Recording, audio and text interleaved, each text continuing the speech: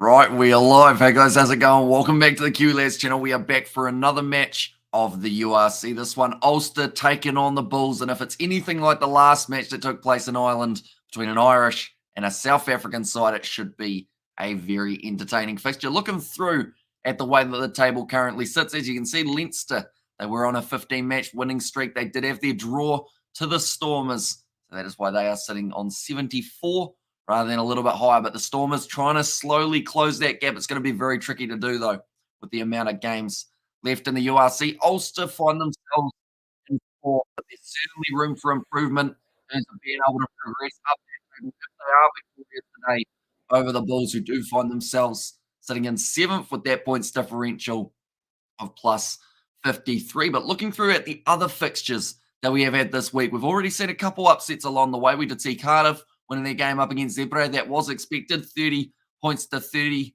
Sorry, 34 points to 30. A close game between Leinster and the Stormers having a draw. Lions away from home getting the win over Benetton. And Ospreys getting the victory. Connacht winning. Scarlets at home beating the Sharks. And then Glasgow away. They were able to take down Munster, which I think was probably the biggest upset of the round, if not maybe the Scarlets versus Sharks game thrown in there as well. But looking through at this Ulster starting lineup, it will be Warwick, Stewart, and Tuamanga Allen in the front row alongside Kieran Treadwell and Carter as the lock and joy. McCann at 6, Timoney at 7, and then big Dwayne Vermeulen going once again up against his old side.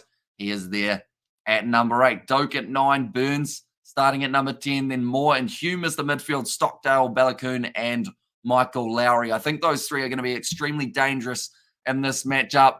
Oh no, we're good. They turned the lights out at the ground for half a second. I was worried we were going to have a replay while having at the AFL.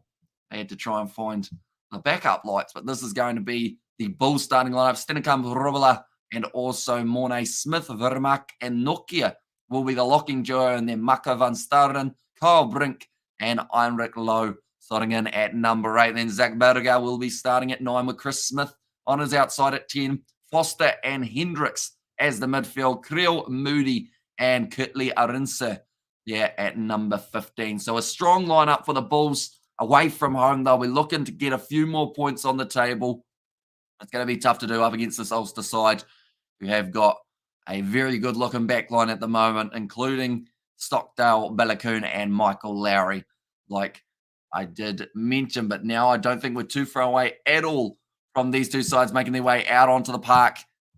And to be honest, Dwayne Vermeulen is the Ulster captain. This is up against his old side, so there'll be a bit of tension there for a start. I wouldn't be surprised if later on in the game, if it is close, similar to what we saw between Leinster and the Stormers, we may see a bit of push and shove, just a little bit.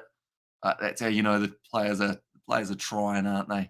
And also very angry. I thought, why you never broadcast a Shark game? Now I know that was frustrating, says Roloff.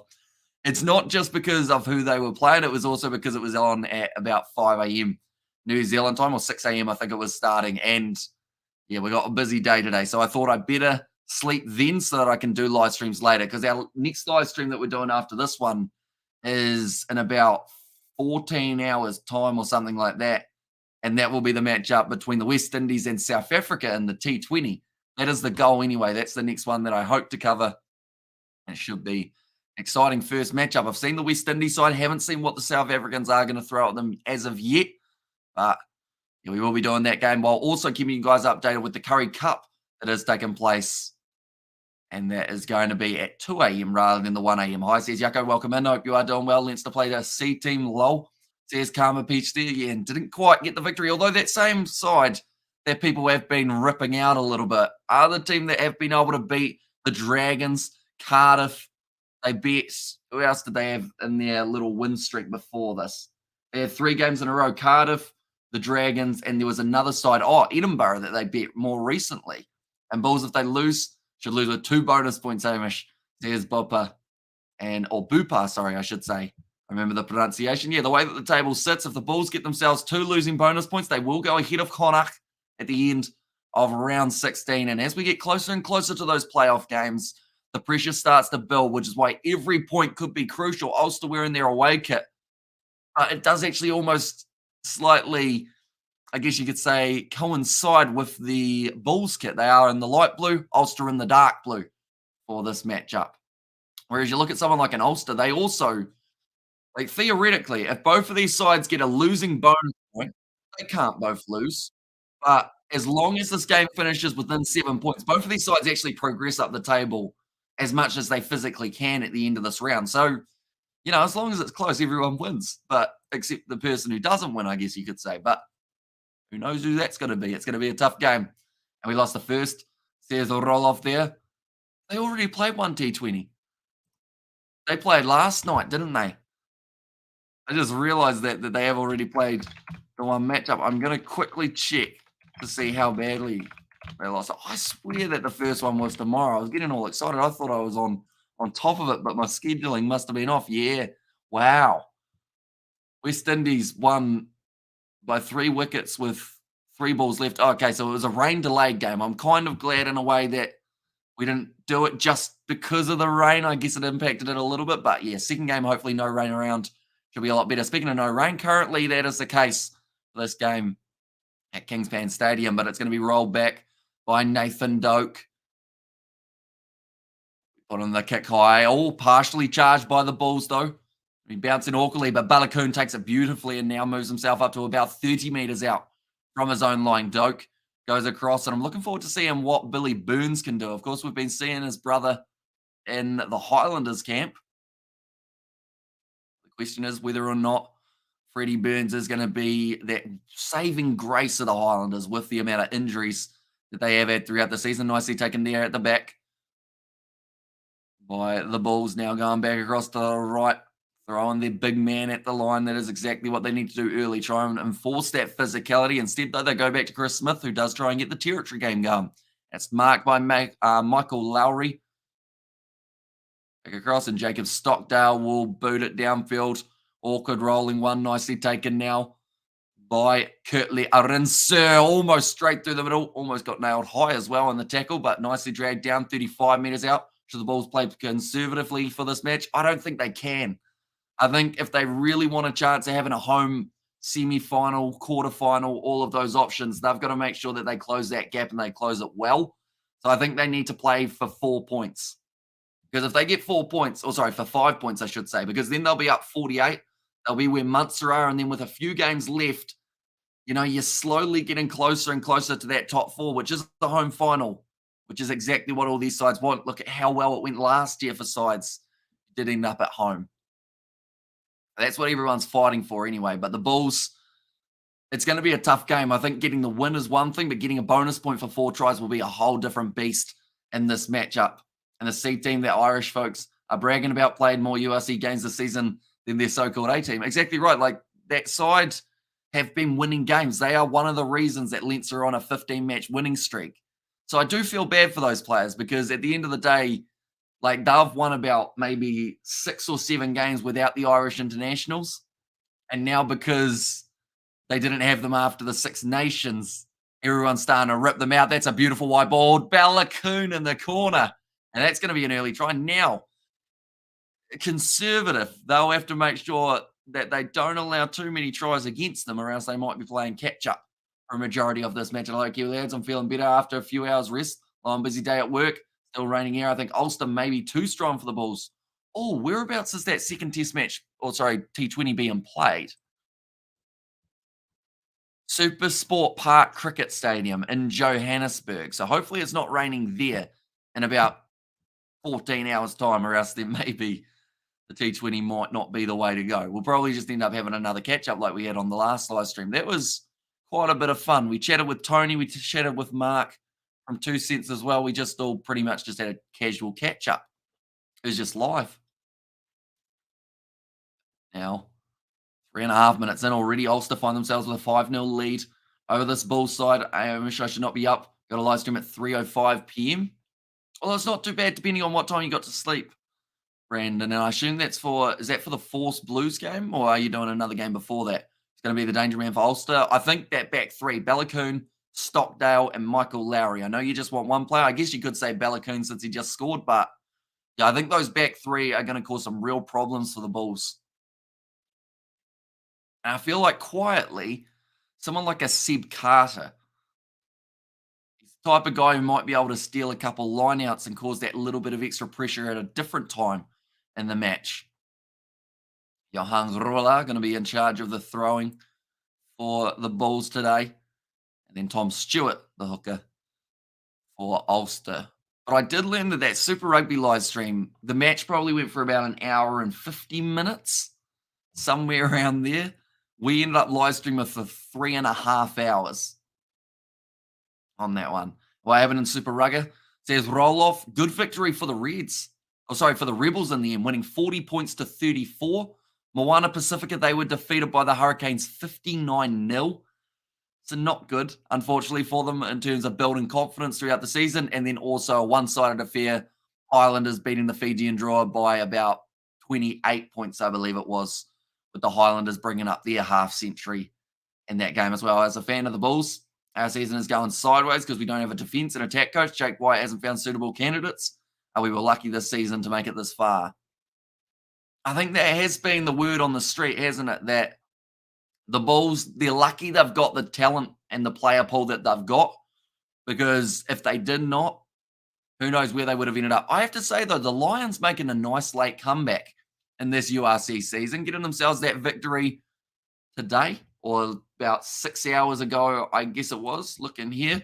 They were able to get the victory over Benetton. And don't get me wrong, Benetton, some people will be like, oh, but it's Benetton. But they've come a long way in the last little while. Same as Zebra. As you can see, the gap is starting to get closed a little bit at times between these lower ranked sides. Like, everyone's got at least 18 points this round. The Dragons are the only side who slightly had it a bit lower. And then, of course, the Sharks sitting on 20. But everyone got themselves at least one try and at least 18 points. So that's favourable for this game, because that means we should see at least 36 points on the board if the trend continues. Nice ball. And it seems like Ulster are certainly looking for that 36. Great work from Tom Stewart to be able to regather that ball after it was a bit loose. Speaking of loose, it's gone back behind the line. Lowry's been able to clean it up, though. 6 minutes into this contest at the moment. I cringe as a Shark supporter when the word talent is used. Geez. Yeah, they are a side that have got a lot, but just don't know how to. It's almost the chemistry is the thing that actually is hurting the Sharks, and that's a penalty to the Bulls. Nice work in the breakdown. I believe it was actually Zach Berger who got in there and won the turnover, but yeah, they've got all the talent in the world. It just seems to be when they switch in and out with all their internationals, and that is one thing that they will learn can actually cost them a little bit. I mean, you look at Leinster for an example. Of course, different country, different international windows, everything. But you look at this Leinster side and you look at the fact that even when they're the younger players and they're the guys that people sometimes haven't actually heard of when you're overseas, they still manage to play a good game of rugby because they have structure. Whereas the Sharks, as soon as they add 7 Springboks in and take them away, that structure seems to disappear because they're constantly switching. And it's like, I guess, a little bit like the Highlanders as well. They end up with like 3 injuries a game. And then the next game, you've got a whole heap of guys who haven't played together as much as they should have.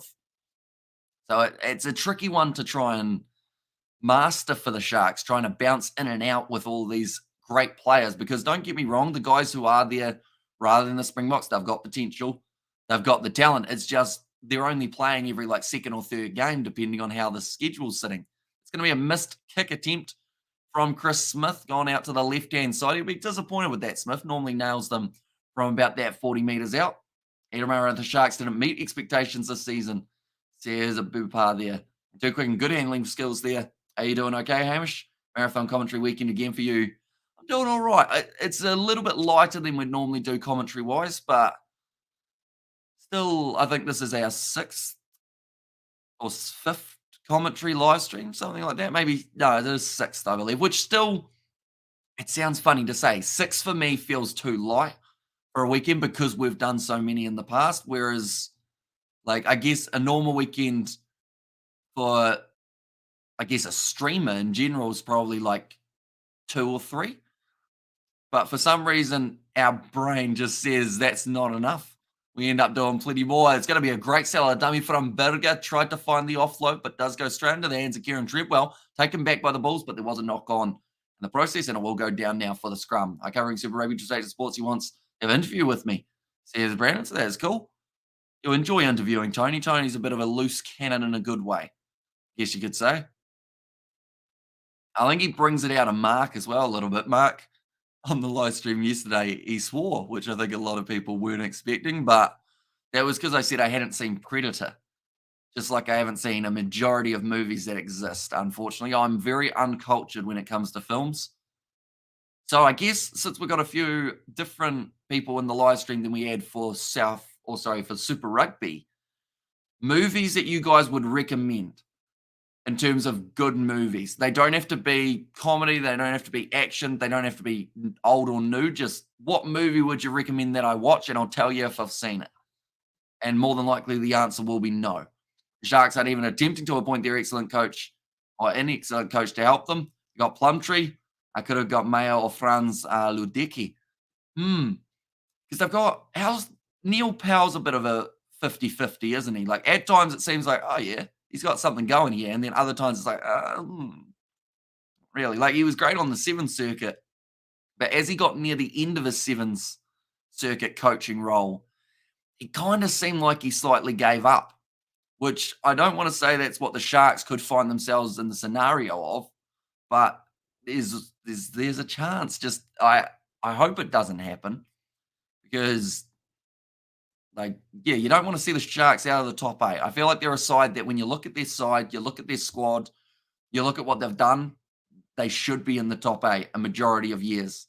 And if they miss out, normally that is because they've had a really bad season. Someone like the Lions, if they get in the top 8, you know that they've played extremely well. Thing is, they are normally the side that get beaten by South African teams back to back to back. I think they've lost their last 13 games or something against the South African sides. That might be a wrong step, but I know it's something like that. It's a big number. Check out Minority Report and New World. Okay, I've never heard of either of them. New World's a supermarket here in New Zealand, but are they action, drama, comedy? What do you got there, Bupa? Are they going to make me all warm and fuzzy, or are they going to make me like question everything in life? Nice work in the breakdown from Kyle Brink. Almost got the turnover. Did used to play for the Leicester Tigers. Kyle Brink. It's going to go high from Doak. Waiting for this one to come down. Cannon Moody, his first chance under the ball today, and he has been able to take it cleanly. Now Zach Berger goes across now to Heinrich Lowe. Low's going to have to attack from their own half, but they have got the talent on the outside to be able to do so. I just hope they don't kick it, to be honest, because every time they've run now, they have actually caused some real problems for this Ulster defence. They've got the advantage as well. Now Chris Smith trying to step his way through. You don't often see the fly half from the Bulls running, unless that man's name is Johan Hussen. Now Berger back across flat ball. Nicely taken by Vermaak. Now, once again, quick hands from David Creel, moving to 25 metres out now from the line. Wide pass. It's going to be close to the touchline. Brilliantly done from Cannon Moody to stay in the field of play. Now, Johan Hussen, it's actually the other Johan Robbler, does charge forward. Now, 20 metres out from the line. They're going to go back for the original advantage. Blood and Glory. It's a movie out of Springboks got their name. It's on YouTube. We'll not share a link. Watch it or Google it. Afrikaans movie. Says Roloff.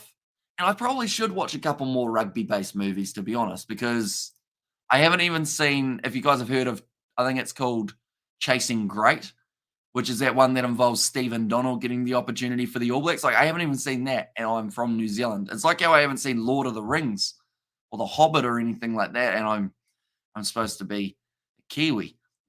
Minority Report is a sci-fi action. New World is a historical documentary. Says Bupa there. This looks like some sort of injury here for Kieran Treadwell. Maybe just the arms. Something to do with maybe one of those shoulders. But currently 13 minutes through. And it does seem like with that early momentum that Ulster created, they haven't really been able to progress more from that. Seems like it is getting just that little bit closer as well. Kieran Treadwell says, I'll be right. Keep on going. Should mention the reason we aren't doing the Blues versus Force. It sounds weird when you say it, or when I say it, because like I said, I normally do like 10 to 15 live streams a weekend. The reason I'm not doing that game still feels weird even saying that sentence, is because I've got my cricket breakup with my side. So we are going down and we're going bowling. Now, anyone who's seen the Kiwi Lads bowling vlog will know that I'm a bit 50-50 with the ball in my hand, the bowling ball that is, and hopefully it goes well. Luckily, I hurt this finger, which I have got out of the plaster now, or not the plaster, but out of the sling little thingy that I had. District 9. It's also a film you should check out. District 9. Who's in that? That kind of rings a bell, that name. I'm going to quickly Google District 9 while Chris Smith lines up this kick. District 9.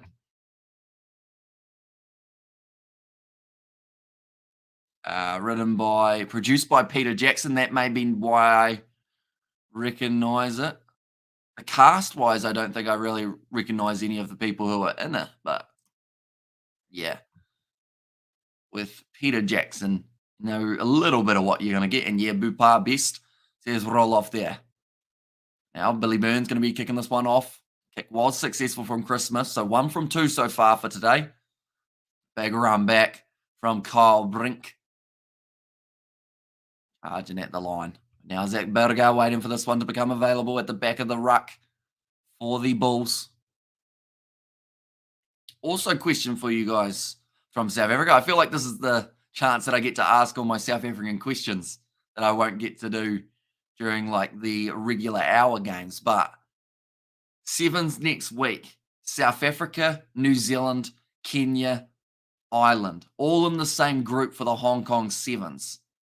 Who do you think are the two sides going through? And in fact, we'll ask the question for the other group as well, which involves Samoa, Fiji, Argentina, and Canada. That finger goes up now slightly. It's good.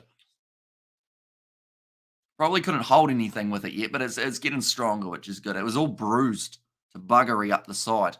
Unfortunately, I think I bent it back and then popped it back into place when I was playing around with it after I had dropped the catch. I just kind of pulled on it and then went, ow. It's going to be Balakoon taking it nicely for Ulster again. Only a 2-point margin between these two sides currently. And George and that video, Mum say F off, or George say F off to you, Mum. I think do F off battle. I don't think he said F off to my mum. They've probably both told me to F off a few times on video. I just have that effect on people. Nicely taken by Chris Smith under the high ball. Now 40 metres out from their own line here. The Bulls, Zach Berger calling for reinforcements. To the breakdown, it's a movie about aliens that got lost in South Africa and are segregated like humans do apartheid on aliens, but in South Africa. Says Bupar there. Okay. Interesting. Because I know that, what's the district? If you add a 1 in front of that, it's District 19, and that's from something, isn't it? District 19. Is that Hunger Games, maybe? I haven't actually seen those movies either, so I'm very uncultured with my movie watching, although some people would be like, I've probably dodged a bullet by not watching Hunger Games. Nice run from Kurt Leal. So this man could dodge a bullet with his quick feet and his stepping prowess, but it's nicely done by Hendricks to be there in support, but then did end up knocking the ball on in the process of trying to get that next offload.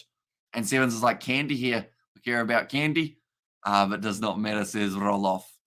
It's an interesting one because when South Africa were the top of the sevens division, like they were winning every week, they were on a 35-match winning streak. We had so many like new South African viewers, and now that they aren't winning every game, those fellas have all kind of disappeared. So anyone who's like stuck by the blitz box, I think is very impressive. I'm not watching sevens at the moment. May the blitz box do well. There's Bupar there.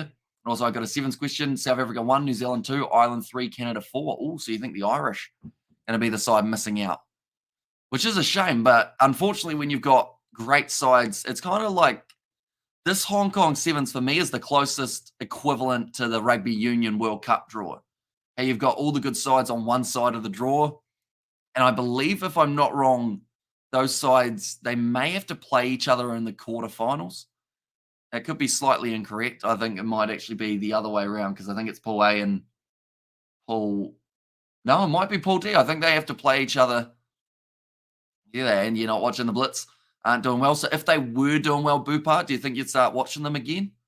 Or do you think you just, every once in a while, check out some highlights and see how they're progressing. Are you watching the cricket, Bupar, as well, I guess, is a good question, seeing as the West Indies now playing the T20s. I'll be honest, I completely forgot that they were playing last night. I thought the first game of their series was tomorrow, which is why I was so excited for it. I didn't even realize they were playing, which is funny because the screenshot that I took of the West Indies lineup, I thought was for the game tomorrow, but they had released it about 20 minutes before they were actually starting their actual game. So I guess my brain didn't click because they aren't. Says Bupa. Now going to be passed back across. Nice step from Michael Lowry. Has also managed to find the grubber while being tackled. That is something you don't see every day. But back across to Cannon Moody. He's got Cornell Hendricks way out on the wing, but instead tries to go for the chip and chase. It sits up beautifully for him. Now offloads. And this will be Kurtley Arince's try for the Bulls. They've done well there, the two at the back. To future Springbok. Real danger men. I mean, we've already seen what they've been able to do in the international kit throughout the last year's internationals. But Moody, when the ball bounces nicely, just curve back into him, and it just sets up so much momentum to be able to go forward. Not a cricket fan, and yes, the ball says Bupa. And then also Fiji versus Springboks sevens in the final. So Fiji have to beat New Zealand. Springboks beat Australia. Says Brandon there. But yeah, that Samoa, Fiji, and Argentina group is going to be a very tough one as well. Like a good side's going to be missing out there. And blow balls, says Jennifer. And we see it in the news. Says a roll off for the sevens. Because I believe we've got 2 sevens legs in a row. Or unless you're talking about the cricket, maybe. We've got Hong Kong.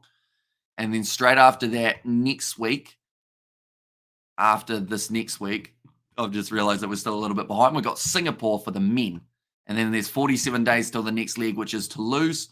Then they go to London to close out the sevens leg, which is sad because then we don't get any more sevens up until, I believe they start in about November. So that's going to be quite a large gap where we don't do sevens.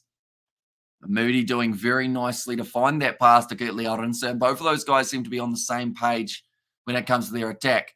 And our media cover all sport. There's a roll off there.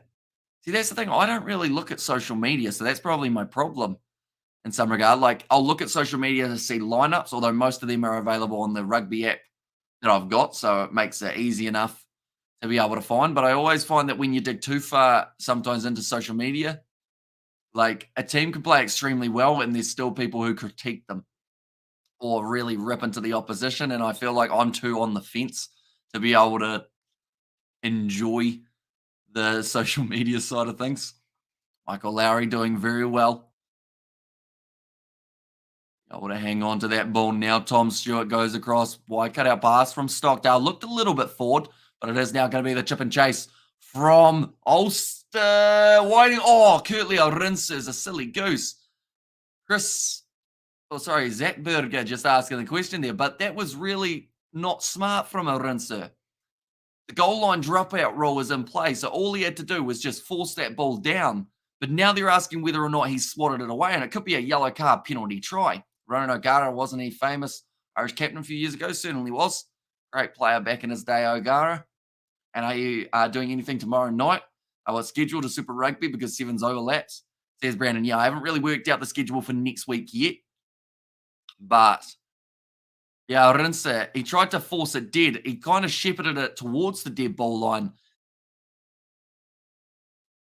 But then it's going to be a goal line dropout. Okay. It's taken in by the attack, made dead by the defense. So the reason behind not being a yellow card penalty try is because it was already in the in-goal area. And no, to give a yellow card. You're lucky they didn't give one. National media, they count. But I should not say this or say that this here. Says Roloff. Nicely jumped up for that one, Cannon Moody. It's bounced backwards, so now back to Arinse. Looked like he was going to be kicking for a second, but instead tries to drive up to the 22. Stockdale does have to release him. He considered dragging him towards that touchline just a little bit more, and the penalty does go the way of the Bulls. Not supporting your body weight in the breakdown. Already a quarter of the way through this matchup. The Bulls currently sitting with a 10-5 lead. Just seeing that try recently of Kurtley Rinser, and then we did see the try earlier on from Balakoon for the Ulsterman. And so we're going New Zealand play at 8 p.m., says Brandon. When's that? Is that next weekend, Brandon, on the Saturday or the Friday night? Yeah, we might have to do a little bit of juggling. We might have to have a couple guests in terms of appearance, or maybe a George or a Tony. Okay, they're going to go upstairs for this. What are we going back for? I think they're checking because there was an Ulster player injured in the process there. Is Algar going to get 100 or a golden duck? West Indies bowlers were superb. Last match, Roach and the young new guy, says Roof there. I mean, the West Indies, that's the thing. T20's been one of those formats that they struggled at the World Cup. I hope that the ODI World Cup they can qualify, because I think they're still a little bit off qualifying for it automatically anyway, without having to go through kind of repechage type thing. Right, what happens here? So Stockdale drives, tackled off the ball. Okay, well, it wasn't as bad as I thought it was going to be, but Maka van Starren has driven a player off the ball, so it's going to end up being a penalty. And also, we're good to how does New Zealand Rugby Union keep on producing excellent 15s coaches, says Bupar. That is a good question. I'm not sure, really. I think it's just more of the case of, because rugby is that main sport, if you can't play your coach, that's normally the case. Or if you can't play or coach your referee, that seems to be the trend. Like back at school when we used to play, I used to be the referee because I was about 5 foot nothing and not a lot of meat on my bones. But also I was the only one who actually knew the rules properly. But I would not accept a refereeing role in any international or any proper rugby competition, because the amount of hate that you get, the amount of like rough stuff that I've seen directed at referees, there's no place that I would want to go near. It's going to be nicely thrown to the front. Now Seb Carter takes it nicely. Rolling ball starting to go now. Tom Stewart. Got this one available at the back. Good morning, Amish. Says John, welcome in, mate. Hope you are doing very well. Hope you've been enjoying the URC so far throughout this weekend. Bulls currently having to defend a Ulster rolling ball. Only 5 meters out from their line. Still looks like it's slightly going forward by half an inch. They've got the advantage now, though, for Ulster. That is a very big benefit. Headgear's been ripped off. Still trying to roll. I think they will have to use it very soon. They do. Jacob Stockdale now trying to step wrestled down by Balakoon. Bounces back up to his feet. Thought about the offload as well. Now Doak has to go across. It's going to be another advantage against the Bulls. They've got to be careful here. Nice hands from Jeffrey Tuamung Allen, the man who used to play for the Wasps, but we all know what happened to the Wasps. Not good. He has found a new team for Ulster, which I feel like is a good signing, and I think he almost was going there anyway. And now, Doak going across, close to the line there. Seb Carter, he's just going to be held up, so they'll go back for the penalty. And Hamish, you're amazing at prediction. You called the Irish Danger Man, got the try. Says Roof, although I did say Balakoon after he scored the try. So I feel like I got a little bit lucky there, but I did say the back three. So I guess I was slightly correct. It's hard to watch and support a Bulls game, says Roloff. But ref bashing is bad, says Bupar. It is. And it's got worse, unfortunately. But then saying that, the refereeing has also got worse. So it's a tricky one. Well, Hamish, you solved that by not having any social media. Probably make an excellent ref, says Bupar. Although I think I'm too nice to be a referee a little bit. Like, umpiring, I've learned the hard way because, like, you know, you got to learn that some things are out LBW, some things aren't, and you got to work out which ones are which. But rugby refereeing, I feel like it's the breakdown that's so much of a question mark at the moment for any side. Like, sometimes I mentioned it in the Crusaders Blues game. It seemed like the referee before the breakdowns was flipping a coin going, must be their turn to get the penalty. That's very close to the line for Ulster. Only maybe half a metre out. No, it's held up, in fact. So they're going back for another penalty, a double blow of the whistle, and now Ruan Nokia getting called over for the Bulls. And just having a bit of a chat to Wayne Vermeulen going over. He's spent a bit of time playing with Nokia in the past. Please have a word. That's 3 in a row now, says the ref. I think any more might be possibly heading towards a sin bin offence. Go the Crusaders, rocker like AC/DC and Hamish. Richie Mo'unga, fantastic, says Ruth there. And of course, Mo'unga's Crusaders and themselves the victory. Starting to get on a bit of a winning streak now, the Crusaders, 2 in a row, which doesn't sound like a lot, but it's a lot better than they were going. Here we go. Line out for them, 5 metres out, nicely taken by Seb Carter. They're going to try and slow this one down, the Bulls, try and stop it from rolling forward. Although now it's starting to wheel, breaking off the back. He almost dropped the ball, but he scores it. Tom Stewart is juggling it a little bit, but he has got himself the try, and that makes the score now 10 points to 10. And Chiefs have an excellent start this season. How are you feeling about this as a fan? There's Bupa. Although I will mention Chiefs aren't completely my Super Rugby team. It's just I got sent a Chiefs kit, so that's why we've got that one rather than any other one. Although it's a good kit to have at the moment with them sitting undefeated after 5 games. But they've started extremely well, and it seems like I remember a couple years ago, maybe 3 years, when the Chiefs couldn't win a game to save themselves. They were on like a 10-match losing streak, and everyone was like, nah, the Chiefs, they're done. They're not going to be able to come back from this. Yet they had that Super Rugby Aotearoa season where they made it to the final. And that was kind of the turnaround period. And now they're a really hard side to beat. They've got a lot of young talent. Sean Stevenson seems to be doing great things for them, currently leading try scorer in the competition with 7. Followed by Whainā Nuku, who has 6, which is quite impressive because Whainā Nuku's had a hat-trick and scored a double in his last 2 games. It just shows that Sean Stevenson, consistency-wise, is just ticking along slowly, making sure he gets the job done. 10-10. Now it is going to be a tough kick for the youngster Doak. Doesn't look like there's too much breeze around at the moment. He's kept it low and he's kept it straight as well. That one will be going over. That gives Ulster the 12 points to 10 lead now over this Bulls side. An Irish scrum is so tough, makes my eyes water, says Ruth. Yeah, it's a tough one to get through. Match with Ulster when they are scrummaging, or even the Irish international side in general. Those guys are all trained to get to those breakdowns quickly, to be physical. And that's why the game between Ireland and South Africa in the World Cup group stages, I think, is going to be so excellent, is because we're going to see a real battle of a side that has come a long way in Ireland, who keep on progressing strength for strength, up against the defending champs who will say, hang on, we won this last time. We don't want to lose it, so you guys are going to have to go. And whoever loses to Scotland, if they lose to Scotland, may end up missing out on the group or the quarterfinals. That's the scary thing about that group. Like, all it takes is to drop one game early and you're done. It's going to be a little mistake from Ulster. Does go backwards, but it's going to be stolen in the breakdown. And now Cornell Hendricks goes across to Kurtley Arinsa. The try scorer goes on the outside, doesn't find any hands. And it will now be a line out in favour of Ulster. Come on, Ulster. My old man's from Northern Ireland, so I back them, says the Cabbage Patch.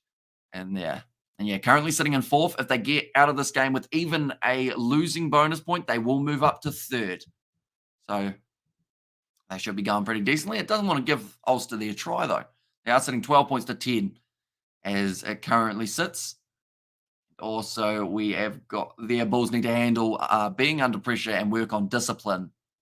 Just out from the lines normally where the Bulls do concede the most, and that's somewhere that can end up with that yellow card, like I mentioned, and then you're up against it for the next 10 minutes. And once you get one from about 5 meters out from your line, the referee doesn't normally hesitate too much to give you another one. Peter has said, it's me. I played cricket yesterday.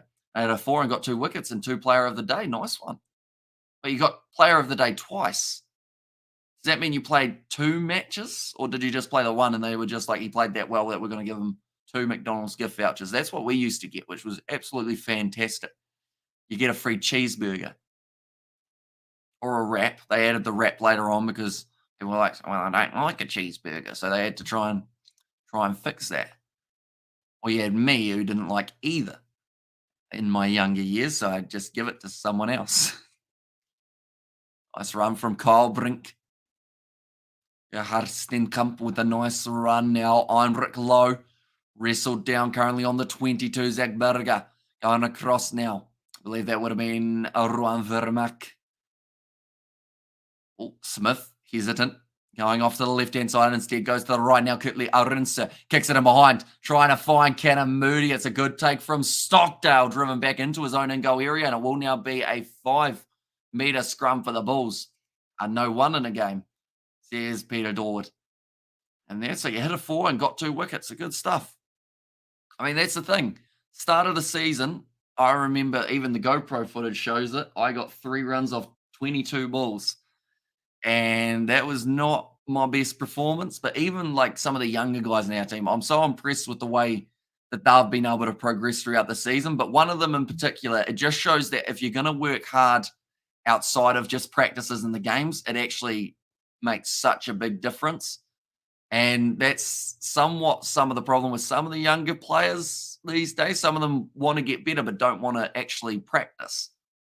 And that normally is a recipe for not getting better. But he's like always practicing in his backyard, in his hallway. He was practicing his bowling, his batting. He got his first kind of run, I think, about maybe 5 weeks ago, and we were all cheering from the sideline. Then he went on and got 7 in another game, which was incredible for him. Yeah, he's popped up in a couple of the videos in the future, 2 in a row. Says Peter there. I mean, a nice attacking run. 2 wickets in a row, was it? So you got on a hat trick. I know that a fella in the other game for us in the T20s managed to get a hat trick. Nice run from, I believe that would have been Cornell Hendricks. Another advantage against Ulster. Now it's starting to go the other way in terms of those infringements, just in front of the goal line, down the wing. David Krill gets close, wrestles sideways. Advantage to the Bulls still remains there. 5 metres out from the line now. Zach Berger goes across. Nice take from Mako van Stouren. Now Zach Berger again goes across to Cornell Hendricks. He was facing his own teammates rather than the defence. Now Zach Berger uses it quickly. Tries to snipe round the side of the breakdown. Taken down well. Now, Kyle Brink, there's a new advantage for 9 being offside. So that is against Doak. Round the side now, 1 metre from the line. Great defence so far from Ulster, but I don't think it can hold out for too much longer. The Bulls constantly throwing their big men at the line under it low. Once again, taken down inches from the line. It looks like they are throwing in the 2-for-1 deal, chucking 2 of their forwards at the line here, the Bulls. Zach Berger looking for the ball. It looks like it's been trapped in there a little bit, but he has now got his hands on it. Going to the right, snipes, and out of all of the players, it's the smallest man on the field for the Bulls, Zach Berger, who does get himself around the side as New Zealand won a Cricket World Cup. I don't know. Won a World Test Championship, but that's different. New Zealand won a Cricket World Cup? They have not. I think we're very similar to South Africa. How I think both sides have just missed out a majority of the time, haven't they? Although South Africa normally get a little bit unluckier at the earlier stages of a competition rather than. That's brutal. 33 minutes through, the Bulls, they score themselves the try. Come on, Bulls, build the phases. And that was probably the most phase play that we've seen from the Bulls so far throughout this matchup. I know, says John, or if they had won the World Cup. Yeah, Australia, England. Who else has taken out Cricket World Cups in the past? Probably India. Oh, no, India may not have. India have been one of those sides as well who have been close and then don't quite get it. That might be our halftime assignment. We might have to look up Cricket World Cup winners. It's going to be kicked over from Chris Smith, and that will now make the score 17 points to 12. A couple of finals, says John, including the most recent ODI final for the Black Caps. That's a fun one. That was actually probably the start of my late night watching sport, that match. It probably isn't a good one to remember, but I still remember it.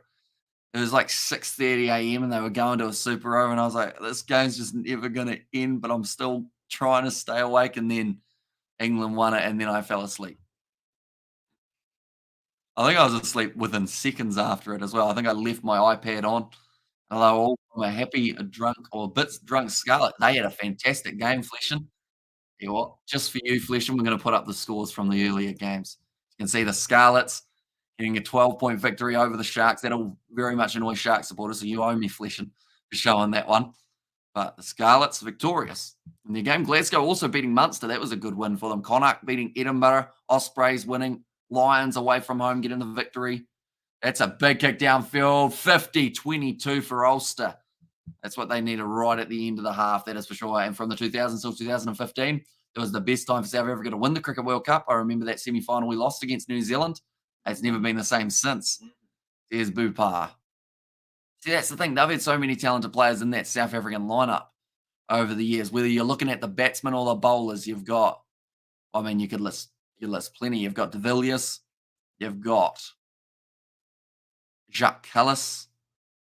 In the bowling department, Dale Steyn, Morne Morkel, Philander. Philander? Philander? He was good, wasn't he? I remember that game says John Moore. Or sorry, John Warren. Around the side. 5 metres out from the line now for Ulster. And where's this game played? It is being played at Kingspan Stadium, so it is in Ireland. And the penalty goes the way of Ulster, who heavily considered the quick tap. But now, does seem like the yellow card is not too far away from coming our way. Happened to Bram van Stratenflyer for the Western Province? Not sure. Haven't heard that name in a long time. And also, we have got their smashed a Bok Heavy Sharks, says Flesh in there. Sharks should appoint Edinburgh manager as new coach, not Plumtree. He's an oldie, says Robin. And then there was a beautiful touch finder from Ulster. Yeah, just getting it to bounce just in the field of play. Now they've got themselves the attacking line out again after winning another penalty. Now, you would think the next penalty that the Bulls give away 5 metres out from the line, they have to go to the bin. That's about 6. Now that they have had either advantage or close to a penalty. That's bounced out the side, though. Maka van Staren, he had the ball. They've called it as a knock-on, first of all, from Ulster, and then the Bulls. Okay, here we go. Here's the push and shove. We knew that it was going to be coming at some point. Oh, no, it was just a dog pile. Everyone was lying on top of each other, including a prop, which wouldn't have felt too nice for the guy underneath them. But that just popped out the side like it was some sort of dispenser. Currently, 3 minutes remaining in the first half. Bulls are trying their best, I'm glad, says Bupar there. Currently with that 5-point lead. I don't know whether it will be enough, but they certainly need another try or two. Definitely if they want to get themselves that bonus point for the tries being scored. Do you feel Scott Robertson could bring New Zealand back as number 1? Says Luke. It'll take time because they've got quite a bit of making up to do after the recent Six Nations and also Northern Hemisphere tour. But I mean, at the moment, in terms of out of anyone who could do it for New Zealand, Scott Robinson does seem to be that one that is in the lead in terms of who everyone wanted to see. If he goes badly, I'm interested to know how quickly New Zealand once again turn on him. Like, it's one of those ones that I've already seen Gatlin. People want him to be sacked from Wales, even though he's had 1 Six Nations. Borthwick, 1 Six Nations. People want him sacked. So, if Scott Robinson doesn't win his first few games in charge, is everyone going to go, nah, he's not the guy, unfortunately? Looks like no one's going to say we all got it wrong. That's something that people can't admit. But they locked him in for 4 years, so they must feel he's got some potential. If you're going to put him in for a full World Cup cycle, and then if he doesn't go well, I guess you got to pay him out like 3 extra years, which I'm sure he'll be happy about. Now it is going to be a Bulls line out, 45 metres out from the line. Yeah, the Bulls need 2 more tries and some penalty goals, says Bupar there. And we don't have a lot to cheer for, but the ladies did us proud today. Yeah, I saw that Wales got themselves the victory over Ireland, which was quite impressive. And also England getting the big win over the Scottish. Sharks need to get Stonehouse as coach. I read that as Steakhouse and realised I quite would enjoy a steak at the moment. Sorry, vegans. It's going to be rolling maul now for the Bulls. Now, Johan Rolla has the ball at the back. Bulls well try time, says Ruth. There, and if they can get another one with 1 minute remaining in this first half, I don't rank Plumtree that highly, though. Didn't make the Sharks that good in the first stint. And we can't sack Gats off now, says Flesh. And yeah, it's weird that like people ask for the change. They get the change, and then they go, no, we didn't want the change. It's like England at the moment. Everyone's like, hang on, was Eddie Jones actually not that bad? Now Australia, they will find out whether or not he can turn it around for them. And if they win a World Cup, man, that would be a bit of a dagger in the English hearts. That's going to be another penalty. This time, I believe it was a no wrap from Ulster. Just a silly one to give away this close to halftime. Where's George? He is currently working, I believe, for Sunday morning. Seems a bit rough, doesn't it? But when you're in the silage business, pretty much if the sun's out, although it is wet here, so maybe he's not working. Maybe he's at home Well, he's been playing a lot of Red Dead Redemption lately, getting quite good at hunting. We'll have to go fishing at some stage soon. We had that big win last week, which kind of stopped us from being able to fish, but I'm sure at some stage this week we have to get back out there. It's starting to get dark early for us here in New Zealand, but the fish don't mind. Now, once again, Chris Smith lining up the 3 points. How close are the Bulls to Ulster's red zone? They are currently 42 metres out with this kick. And Wales need Gareth Jenkins or Gareth Davis. So someone with Gareth in the name by the looks of it. And we will only find out his international worth once he goes through the cauldron of the Rugby Championship and the end of the year tour to Europe regarding Robbo. And the Welsh woman looked good, says Fleshin. They've got some talented players, and there was Jasmine Joyce playing. Fleshin, I remember her in the World Cup, and we've seen her on the 7 circuit for a while, but she didn't get used anywhere near enough in that World Cup. In a couple of their games, great kick from Chris Smith. That one goes over and now gives them an 8-point lead going into the second half. So a pretty good start to this matchup for the Bulls. Ulster have had their moments, but they will need improvement when we do get to the second 40. What we will do, ladies and gentlemen, is we will bring up some stats to do with this matchup. And then we were also going to look up previous Cricket World Cup winners, although that will be quite a sad time if South Africa and New Zealand have not won one. And we will just be looking through at other teams' successes. But so far, the rule of each team getting 18 points or more throughout this round seems like it's almost going to continue. All Ulster need is another converted try. And they will be in that scenario. But 2 tries scored apiece at the moment, so both sides needs another 2. That wasn't even really English. Both sides need another 2 to be able to get the bonus 1 point on the board. Possession 64% in favour of the away side. The Bulls clean breaks 4-2, and defenders beat them. This is a big stat. They've beaten 13 defenders compared to Ulster, who have only beaten the 3. Maybe she should be the new head coach for the Crusaders. I don't think I want that job. Same as the refereeing. You get too much stick from the public. And I'm just not a good coach, I wouldn't think. I always try and predict things and I get it wrong. So that's not the greatest for a coaching quality. Yes, the Bulls already by 8 and could be Oz knocking the box out in the World Cup, says Robin Wood. And solid goal kicking so far, says Sighton. Second half, the Bulls need to play a conservative match. 4 points are fine, says Bobar. Although, to be honest, I don't think they're winning this game if they score less than 4 tries. I think Ulster will come out firing, similar to what we saw for Leinster in their game up against the Stormers. I think the Bulls do need to go for a couple more 7s if it's available. And with Canon Moody, Kurtley Arinse as the 2 at the back, they're going to have a good chance. Who should be the new coach for Leinster? I don't know about that.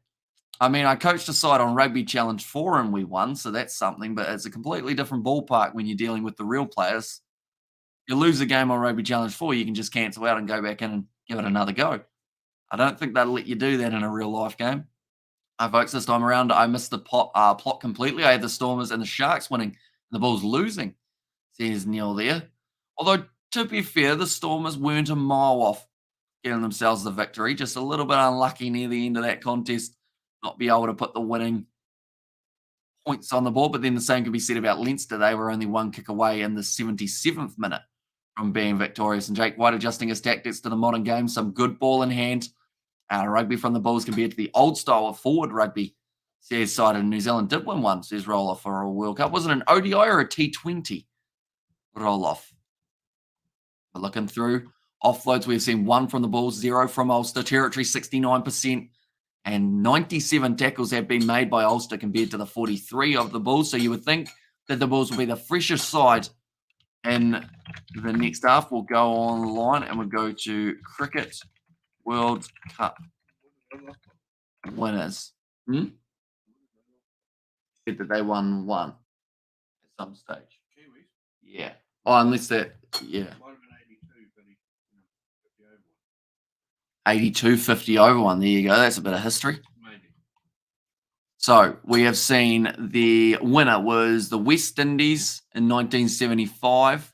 West Indies, India, Australia, Pakistan, Sri Lanka, Australia, India, Australia, England for the ODIs. Then for the T20 Cricket World Cup winners would be the other one. T20 Cricket World Cup winners from 2007 to 2023. We have seen India, Pakistan, England, West Indies, Sri Lanka, West Indies, Australia, England. So no, New Zealand have not quite been able to get one. Pakistan have always been our nemesis. Pakistan's the nemesis by the sounds of it. And we seem to be South Africa's nemesis. And we seem to be South Africa's. I don't know whether it's coming through on the mic, so that's why I'm repeating. If it is, then I guess you're getting the echo of it. But yeah, Cricket World Cup coming up relatively soon. The ODI World Cup going to be taking place in India. So spinner's paradise. I think New Zealand only win a championship trophy, not World Cup. In 2002, New Zealand win by defeating India in championship trophy final. Says coding there.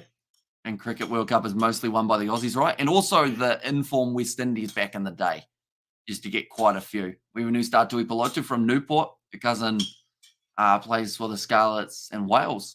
Says question, and also Rolliver said boom. And Jake White adjusting his tactics. I know we read that one, didn't we? But the second half not too far away from starting. Currently an 8-point difference between these two sides. Both sides scoring the 2 tries, which does mean that if they get 2 more in the second half, they will be walking away from this game with a bonus point, win or loss. If you're within 7, there's also that chance at a bonus point as well. Currently, the way that the table sits, Leinster sitting at the top of the bunch on 74 points. Stormers in second after their draw with Leinster sitting on 61. Glasgow and Ulster on the same. So I mentioned as long as Ulster are within 7 for this game, if they do lose or if they win, they will, no matter what, go ahead of Glasgow. Munster sitting there in 5th. Connacht going to be there at 6th. Bulls, if they win this game, they should go ahead of Connacht and also not quite ahead of Munster, but they'll be that little bit closer. But another thing I should mention about that is even if the Bulls lose by 7, they will still go ahead of Connacht in 6th. The Sharks just in the top 8 at the moment, looking at the way that that's gone. 8 and 8, 41 points on the board for them. Compared to Benetton, who are on 40, which is why that win of the Lions now becomes so significant. They closed that gap between them and Benetton, but then also, if Benetton had won that game, they would have actually been ahead of the Bulls, and they would have actually pushed the Sharks out of the top 8. So, Sharks, they better be sending the Lions a nice gift basket, saying thank you for your service because you have possibly kept us in the hunt for the quarterfinals, which are actually only a few rounds away, which is very exciting news for us URC fans. But the next round is going to be taking place in a few weeks' time. That is due to the Champions Cup coming up next week. We will get to see the Stormers taking on the Harlequins. In fact, while we are at it, we'll look at who's playing who for the Champions Cup in the round of 16. I know that Ulster, they will be taking on Leinster, so that will be a tough game, but an enjoyable one for both sides involved. Anyone wondering about previous results, we have got these ones for this round. As you can see, quite a few close games. Only slightly one-sided affair, you'd have to say, is probably Ospreys versus Dragons, the 19 points difference, and then 15's a little bit up there for Connacht versus Edinburgh, but it's not too bad overall. Thing is, Connacht are a pretty strong side, I like to say. But the Champions Cup, we've got Leinster versus Edinburgh. That will be a great match. That is 8 a.m. on Saturday morning. It's going to be a tough one to get up for, but we will be up for it. Sharks are going to be playing Munster. Stormers are going to be playing Harlequins. Leinster are playing Ulster. La Rochelle playing Gloucester. Exeter taking on Montpellier. And also, we have got Saracens versus Ospreys and Toulouse versus Bulls. We've got a lot of games that we're going to have to try and work out how we're going to cover next week. We might have to get one of our other commentators on for a couple, perhaps, while we have got the Hong Kong Sevens, Super Rugby, and the URC all trying to overlap with each other. I've also got cricket prize giving on Saturday, but that is at 11 a.m., so that is just after Leicester finish playing Edinburgh. That's going to be a big night and a big day as well, because I believe the Blues play the Chiefs at 7:05 on that day. I think South Africa playing in the Northern Hemisphere has affected New Zealand badly, says John Ward. I think it's too early to tell because South Africa only recently heading up. New Zealand, yes, they've been struggling a little bit in the last little while, but I think that seems to be the case with a lot of Southern Hemisphere sides. We have lost a lot more against the Northern Hemisphere than we used to, and that is, to a certain extent, South Africa included. But I think New Zealand-wise, I always get asked if I miss them from Super Rugby, the South Africans, but because I watch the URC as well, it kind of doesn't affect me as much because I get to see them all playing anyway and get to see how they are progressing, and competition is quite tight contested so far, very close games decided. And it's good to see because at the end of the day, a close game's a lot more fun to watch than a one-sided affair. Like, of course, it's fun to watch for the side that are winning by a lot. But to a certain extent, I would rather see a side have to fight hard for a victory than see them breeze to a win. I feel like it definitely helps develop them and helps them out for their overall season as well, getting a few tough matches thrown in there. But the Hong Kong Sevens, I'm quickly, while we are at the halftime, I believe we're not too far away from the second half getting underway, fixtures and results. Because it's in Hong Kong, the time zone's not too bad. The first match on the Friday night starting at 7:40, so that will overlap with Super Rugby. Oh, and that game's Fiji Samoa. Dad, you might have to come in for some commentary, mate. And then alongside that, Saturday it starts at 4 p.m. Okay, so that will overlap with Super Rugby. Hey, Dad, you might be busy. And then that ends at that ends at I think that ends at 12:30. No, it doesn't. It keeps on going. Or does it? Sunday kickoff at 8:30 local time. I believe that is actually the next day. So they go until 11:13 on Saturday night, and then Sunday they start at 12:30 and they end at 12:15. Okay, so that's not too bad. It's going to overlap with Super Rugby a lot, but it's not going to overlap too much with the URC, which is good news. Although I'm not sure when I'm sleeping. It's something I should probably try and schedule. And I'll probably end up doing what I did that other weekend when it was very busy, and that is sneak in about 3 or 4 hours in every once in a while just to keep me going, and then get the big live stream or the big sleep in the end of the weekend. I was mostly drunk as a teenager. Maybe I remember only how New Zealand knocked us out from the final of the ICC. Says Roloff. And competition is quite tightly on. I read that one. And John Warner, I don't believe I'm the myth that South Africa leaving Super Rugby made New Zealand. I agree, it's still too early to tell. We will see after a decade, says Bupar there. What's your next live stream after this? I believe we do want to do that South Africa versus West Indies game for the T20. That will be starting at 1 a.m. New Zealand time. So that's a big day, but I'll probably end up sleeping this afternoon or this morning or about this afternoon, then go to my cricket breakup, then come home probably. I don't think it's worth sleeping from there, so I'll probably do about 5 hours of editing just to try and get some of that done. And then, do the 1 a.m. game, wake up at 4:30. Not sure if I'm needed for work on Monday yet, but if I am, wake up for that, go to work, come home, edit more, sleep more, get ready for the next weekend. That's normally the schedule. I think I've got about 4 things that I do, which is streaming, editing, working, cricket. Cricket's almost coming to the end, though. And also, your old lad must be very proud of how hard you work, H. You're some man for one man, says Joseph there. I probably do too many streams in some regards, but yeah, seems happy enough, I think. You're proud of me, Dad?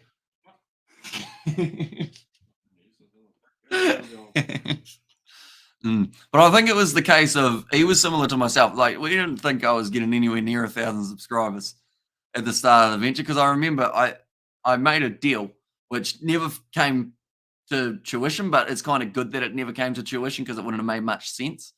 But right at the start, I was like, hey, Dad, this was when we were on about 100 subscribers. I was like, if I get 1,000 subscribers, can I put a TV on the lounge or TV on the wall in the lounge? Because we did have one just sitting in the normal TV cabinet case. And because it was the 1,000 subscribers, it seemed like it was like, nah, no chance of that happening. So he's like, yeah. But then TV on the wall, the good news with parents is they're normally pretty smart. And TV on the wall would have been a terrible idea, because then I would have spent all day looking up like this, and then would have been a bad one for the neck. Instead, I just sit on this wooden chair and do live streams all hours of the night. So it worked out in the end. Who will win, says Jason. I mean, I expect an Ulster a little bit of a comeback here in the second half, as they are just trying to mount now with their rolling maul, but and another advantage. Oh, sorry, actually, the Bulls are on the rolling. Oh, wait, who's rolling forward? They've rolled completely round. I believe Ulster have got the ball. Yes, they do. Got confused because the Bulls were all joining from Ulster's side, and it was a right mess. and the penalty goes the way. Double blow of the whistle. The card got to come out here, doesn't it? This is about the 7th penalty. Yep, he's going to the pocket. It's a yellow card for the Bulls, and that is exactly what they didn't need. And never asked if you needed on Monday. Be there before your dad says roll off. But the problem is I don't really know where he's working till the day. So I could show up at a job and just never see him for the day though. But we poured concrete last week. That was a terrible day to pour concrete, but we got through it. We got the shed all done. And we actually got George on the barrow as well, which was quite fun. But yeah, it was windy. It was raining. It was about the worst day that we've had this month, I would say, to a certain extent. But we got it done. We were inside a shed. We were inside a shed up until we weren't, when we had to clean the gear. Our rolling ball for Ulster. Once again, playing against a 14-man. What's a cricket breakup? It's pretty much like an end of year, but it's not end of season celebration. So we're going bowling as a team. That's the try for Ulster. I almost said that's the penalty for Ulster. I've gotten that used to saying that throughout this match. But it is the 3rd try for the Ulstermen. And now they move up to 17 points with the kick to come. But yeah, we are just going bowling, kind of like an end of year team like celebration type thing for what we've been able to do this season, which is a lot better than what we did last season. But yeah, cricket breakup this weekend, cricket prize giving next weekend, and then there's no more cricket for a little while, sadly. But I'm sure if I guess, annoy him enough, my dad will probably come down to the nets with me a few times. We got one of those cricket ball throwers, so we just get him whipping them down at me. We'll get good in the off season, and then when it comes to regular season, we'll be scoring runs for fun. My problem is my run rate at the moment, or my strike rate. I score nowhere near quick enough for the formats that we play. Now 43 and a half minutes gone. Ulster with the man advantage, making the absolute most of it. Tell you what, or tell me why I don't like Mondays. Good song by Boomtown Rats. I've never heard of it. My dad just said what, so I'm sure he is. I don't even know who. Or I don't even know if you won, says John. For the cricket, I have got a few videos coming up in the near future. We've recorded them all. We've got about 4 or 5. I just need to edit them. I've been a little bit slack, mainly because we've been streaming for about 30 hours a weekend. So it's been making it tricky to get time to edit as well, alongside working and also playing cricket alongside that. So it's been busy, but it's good now. We've got a little bit, well, we don't have a spell. Next weekend, we're probably going to stream for 40 hours.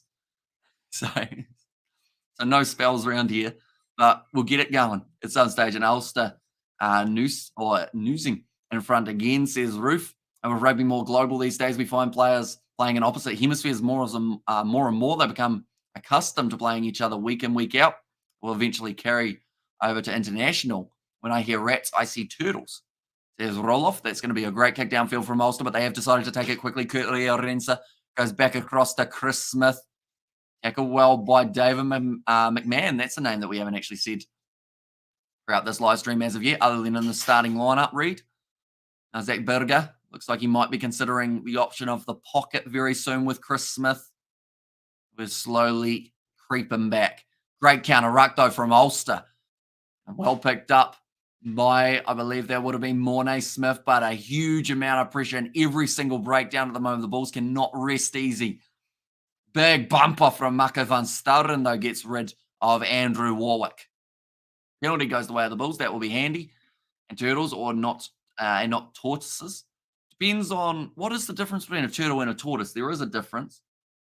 Tortoises, I think, normally have a little bit of a different shell. Their shell ends up with more of a rough, kind of sharper points. And turtles normally, no, but a snapping turtle breaks the chain, doesn't it? Because it's kind of got the sharp, pointy parts, and it just bites everything. So what is the difference between a turtle and a tortoise? I'm sure there is something.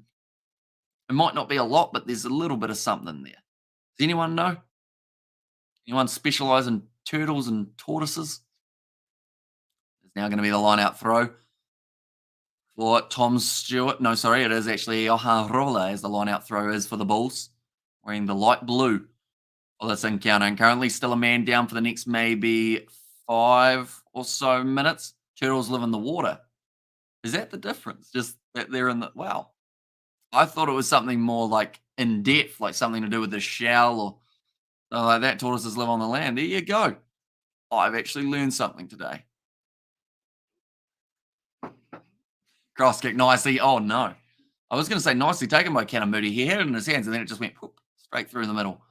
And terrestrial, ocean. There's a roll off there. And turtles are ninjas. They like pizza and are trained by Rat Sensei. Says cited. And he goes, oh, I've never seen Teenage Mutant Ninja Turtles. There's a movie, isn't there? Oh, there's quite a few movies. A TV show as well. I haven't watched a lot of stuff, which I feel like I need to change soon. Chris Smith now going to be kicking this one for the corner, trying to get within 5 meters. And this also uses up plenty of time of that yellow card, which the Bulls cannot afford to get another one because we saw how instantly Ulster were able to make the most of that man advantage. And I apologize. I actually said that it was Leinster taking on Edinburgh in the last 16 of the European Champions Cup. I've just looked down again, and it's actually Leicester taking on Edinburgh. Even though I said that Leinster were playing Ulster, I think I said Leinster again for that game up against Edinburgh. So, yeah, there's Leicester rather than Leinster. Nice fin from Maka van Staren. 10 metres now out from the line here, the Bulls. Looks like it will be going off to the right-hand side. Good pass from Zach Berger, just finding his forwards. Now, the question is, will Ulster find themselves in the same boat, giving away a few advantages just in front of their own in-goal area? Would be a big mistake, but it could happen. Now around the side again. Good attack and run. I don't specialize in turtles and tortoises, but I do specialize in peanut butter and onion toasties. That's a combination I've never heard of before, but now my brain's curious because I'd assume it wouldn't be too bad, Justin. Like, it sounds like a weird combination, but when you think about it, satay chicken, that's got peanut butter and onion in it, doesn't it? So, to a certain extent, it might be all right. Do you put chicken in there as well? Chicken, peanut butter, and onion?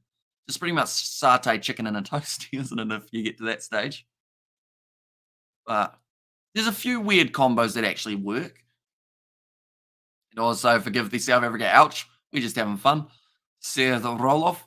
And also, if they grew up watching the cartoons, the movies were bad, says cited. Okay, so maybe I shouldn't watch those ones. Or I might be disappointed. Although I'm one of those people who seems to enjoy bad movies more than good movies. I don't know why. I think I feel like as someone who hasn't watched a lot of films, I don't appreciate the film enough if it's like a good one. Which, who knows, maybe I need to do like a movie review series of like random normal movies that everyone should have seen. Michelangelo, Ninja Turtle, says Roof. What one was he? Did he have the little hand forks? Which one had the hand forks? One of them had forks in his hands. Or what are they called? Like little pitchfork thingies. Did you ever watch Once We're Warriors, New Zealand film? I haven't watched it. I've watched some of Warriors. I learnt yesterday. That's a penalty to Ulster, 5 meters out from the line. Great turnover in the breakdown from Cornell Hendricks. Yeah, I haven't watched Once We're Warriors. I feel like there are certainly plenty of movies that I need to watch. Such as, I haven't seen any of the Mark 2 Cents was disappointed because I hadn't seen Predator. He swore when he heard that I didn't say that, which is a rarity to get 2 Cents to swear, unless you're Tony and you film a podcast with him. They do have to censor quite a bit. It looks like there's some sort of injury, and the timer stopped exactly on 50 minutes, which looks quite cool, but it's not cool for the player who's injured that they've had to stop it for. I'm sure he won't be looking at it like, wow, it's a nice even number. There's an Ulsterman who is down. Looks like they're making a couple changes now for Ulster. Looks like it is going to be number 20, Harry Sheridan, Eric O'Sullivan, also now making his way out there. Just know I used to mow the lawn in the movie, says John Warren. Used to mow the lawn, mow the lawn in the movie. Like as in like the cartoon? Oh no, like you were like in the film, or were you just like the maintenance of the ground? And the orange one with nunchucks. Okay. So the orange one with nunchucks. There's another one who doesn't have a weapon, doesn't he? I've never seen it. I know that they like pizza. Donnie's purple, Mickey's orange, Rafa is red, and Leo is blue. Okay. Yeah, the thing is, it's Well, the quite Wiggles. sad. I can name all four Teletubbies, but I probably would have struggled to name the four Ninja Turtles. What does that tell you? Not a Well, lot, I and you'll guess. know the four Wiggles. Yeah, know the Wiggles, of course. I missed out going to a Wiggles concert when I was a lot younger. Sadly, I got the chicken pox. I had to stay home when they were live. I actually saw recently, I think it was in Ireland, which is why this is slightly relevant. I think they had a Wiggles reunion, and it was just pretty much the Wiggles singing along to their songs. They had a drunk pub full of people who were getting on the piss, all adults just singing along to the songs. Stay calm, H. It's a South Africa fave. Says Roloff. And it was just a state house they used in the movie, says John. Or I think he got a heel to the mush. Unfortunately, Stuart Moore, so that is why we had a bit of a stoppage. But now Billy Burns will get us back underway by kicking this one into touch. Only 30 minutes remain. And we do also see that Moore has come off, and that is for post left weight. Post left weight? Hopefully I've said that correctly. That's quite a hard name to say. Probably a harder name to fit on a shirt as well, I think. Now, we go on for the line out. Nicely taken again there by Ulster. Stewart joining in at the back. We've actually seen some very good work from Seb Carter throughout this match. When it comes to retaining lineouts, I think he's taken every single one that he's had the opportunity to get. Now that's going to be a knock on there. No, in fact, it's going to be play on. It's gone backwards, they say. Nope, now it's an advantage for the knock on. Chris Smith will kick it in behind, looking for the 50-22. Doesn't quite find it. Goes deep into the territory of Ulster. Billy Burns having a bit of a juggle. In fact, it was Stockdale. Now kicks it downfield on his left. Great kick as well. Makes it pretty easy for the referee to know where it is when the ball's literally just bounced up and then sat where it went out. Currently, the Bulls, they are yet to get themselves the bonus point. They would need 2 more tries in this fixture to be able to do so. Ulster, they just need 1 more to be able to get themselves the try. And yes, Justin, good movie, says Roof there.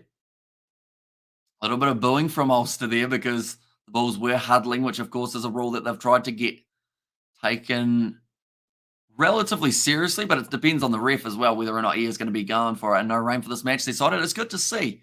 I just hope that's the same case for the South Africa versus West Indies match later on. We don't get any rainfall and come on the Bulls. Says Bopar there, or Bupar, sorry. Now nice short hands for now Hendricks. So they've been told to use it. They'll go back into the pocket where they had a prop waiting, so he will just hit it up just a bit further. And now it looks like they will instead get Zach Berger to put up the kick. Drifting, great take. And great tackle made by Cannon Moody on Stockdale there. So Ruanokia grimacing there when he was in the breakdown. I think he might have had his leg in an awkward angle. Nice ball on the inside. Here he comes now. One of the replacements, the number 20. Oh, back across again. Billy Burns sells the dummy. He doesn't often run either, which is why I think that caught the Bulls defense just a little bit off guard. Kicked him behind by Ulster. Trying to find the touchline. They don't quite get it. Kurtley Arinse has to take a 1 meter out from his line. Passes cross to Chris Smith. There were 4 men there for Ulster, and that is a kick that Chris Smith, I mean, he's done well to get it away, but it's only going to be about maybe 15 meters out from the 22, or 15 meters out from the try line, I should say. And come on the Bulls, come on the Bulls. Work, kick. There's Roloff there. Looks like there is another injury here at the moment for Ulster. Kurtley Arinse, he just had to watch that one closely because the bounce could have been an awkward one. And then Chris Smith boots it downfield with his weaker left foot, and does get it into touch. How you pronounce it the first time is correct. Also, it's Bopar rather than Bupar. Sorry, I think I've been saying it wrong the whole time, haven't I? So it's Bo rather than Boo. 1-0 rather than 2. Is how to remember it. That kind of rolled off the tongue. I can't even remember what I said for that one. I can't remember the first line of it, but I know that the second line had 2 in it. And we need to work, says Roloff. And you've not had a night out until you've been in Cardiff after an international, whether your team wins or loses, says Fleshin. Yeah, see, I haven't gone to an international rugby game in my life, which sounds crazy to say because we are a rugby channel and we've done a lot of live streams, but I've never been to an All Blacks test. I've never been to any international rugby match. The only game I've been to was a Super Rugby game back in about 2005. That is the last time I went to a match, and it was Highlanders versus Crusaders. We need to work with the Kiwi lads. So there's a roll off there. Now, nice rolling maul here for Ulster. Speaking of work, and they are certainly doing just that, making the Bulls defence work hard. Another advantage, just to be another yellow card. They only recently made their way back to the 15 men on the field. They may find 14 is a number that suits them better for the second half. Now, almost a knock on from, I believe it was Doak. Now 5 meters out. Doak snipes, but he nailed in the tackle by Rohan Vermaak. Now around the side again. Half a metre short. The referee just ate the post. Ran straight onto it. It wasn't Dan Vittori, the captain when New Zealand won the Cricket World Cup. They haven't. But last time, by the sounds of it, that they won something significant other than the World Test Championship was actually back a while in 2002. I think someone said they won some sort of trophy. And Bo rather than Boo, like Bo without the W. That kind of rhyme too. I feel like Boo and Bo rhyme with most things, don't they? Not really, but they do in this scenario. No roof. There's John in same year. Test match tickets are ridiculously expensive. Says cited. See, I've been to a test match for cricket, which is quite cool, but I didn't actually go to all 5 days, which I regret. I only went to the first day when we were in Melbourne for the Boxing Day test match. Seen the ABs 4 times and never seen us win. Says Fleshin. Well, that just means that when it does happen, Fleshin, you're going to be smiling from ear to ear, probably absolutely drunk off your face at that point after the game, but that's going to be, that's a try. I think he's been able to roll over the line there, Tom Stewart, and get himself a very nice one. I saw the British and Irish Lions in Bloemfontein when I was 14, got hooked. Says roll off there and yellow card to the post. No arms, says Justin. The referee's given the try. That is now a bonus point for Ulster. They have taken a lead for the first time since, when do they have the lead? When they were on 12, I think they were just in the lead, weren't they? 12 points to 10. So that was about maybe 30 minutes through the first half. So it's been a little while since we've seen the Ulstermen go back into the lead, but now they are sitting 26 points to 20 after the successful conversion as well. Straight down the middle, taken quickly. So I feel like they want to just keep that momentum going here. See if they can keep on putting the pressure on the Bulls. Currently 6 points difference between these two sides. There is definitely room for more. Oh, he did, says Fleshin. No, hopefully not. Hopefully Wales at some stage in the next, how old are you, Fleshin? You should have a few years left in you, shouldn't you? Next 10 years, I can see them winning. Maybe next 5 as well. You never know. Wales, Gatlin might do great things. Maybe. Who knows? Now is going to be available at the back, rolling this one. It will be Doak again. We're going to put up the box. He can almost hit his own player in the back of the head with that one. Nathan Doak. Nicely run onto it. Ulster once again retain the ball. Now back across to the left-hand side here. Wide cut-out pass. It's starting to find their strides here, Ulster, a little bit more. Stockdale goes to the kick him behind. Don't think it was the best option, as now the Bulls have been able to get that ball back. And speaking of Bulls, Harold Foster. We've hardly seen him. I feel like the Irish, I used the first half to study us, then second half to gain management to apply instant or intense pressure. It's probably a fair way of describing it. They really do know how to force them back in a second 40 minutes. We saw that in the game up against the Stormers. Like the first 5 minutes of that second half, Leinster were just on them and they weren't giving them any breathing space, which I think is why Nathan Doak took the quick kick as well. He wants to keep that pressure on and try and force, I guess, the big mistakes from the Bulls. Nicely taken again. On fire at the moment. That's going to be another penalty that time against the Bulls for losing their footing. I believe that was Marco van Stauden. And I also saw the ABs and Potchefstroom. But that's another story. Says Roloff. Quite a hard name to pronounce that one. I don't know whether I got it right, but we did try it, which I guess is the main thing. Yeah, Van Staden just losing his body weight. Now Ulster once again will be able to kick it downfield and try and keep that momentum going. Line out 40 meters out from the line now. Like this, we'll go like that. There we go. You know when your phone's on 1% and you think it's going to pretty much go dead, and then it does about 2 seconds later. but you don't have a charger. So relatable. And watch your Hamish says, Darren, welcome in, mate. If you are doing well, currently Ulster back in position after winning their line out. Doak goes across to the right, almost straight through. That was a brilliant run from Nick Timoney. Now offloading up to the big number 20 again, getting another carry. We're hearing boos at the moment from the crowd. They're not too happy, maybe, with how quickly the Bulls were able to rush up there. Sharks were looking like sardines. Not great. Stormers ran out of steam. And maybe the Bulls can gallop over the line. Yeah, and that is going to be another penalty of the Bulls. So it does work in their favour a little bit there. Ulster, at times in the breakdown, have been a little bit 50-50, which I think is down to that physicality that we do see from the South Africans. It was actually Marco van Staden who helped win the penalty 2 nights in Cardiff in a hotel, tickets, food, and lots of booze. Can be bloody expensive, says Flesh. Or even go into like a club or Dwayne Vermeulen, he was going to keep the ball in the field of play, but he ended up dropping it, unfortunately. So that is another mistake. And that's actually the first time I've seen Dwayne Vermeulen in this match. Being very quiet. But yeah, like in terms of nightclub or bar, anywhere, alcohol prices, like you're looking at massive dollars.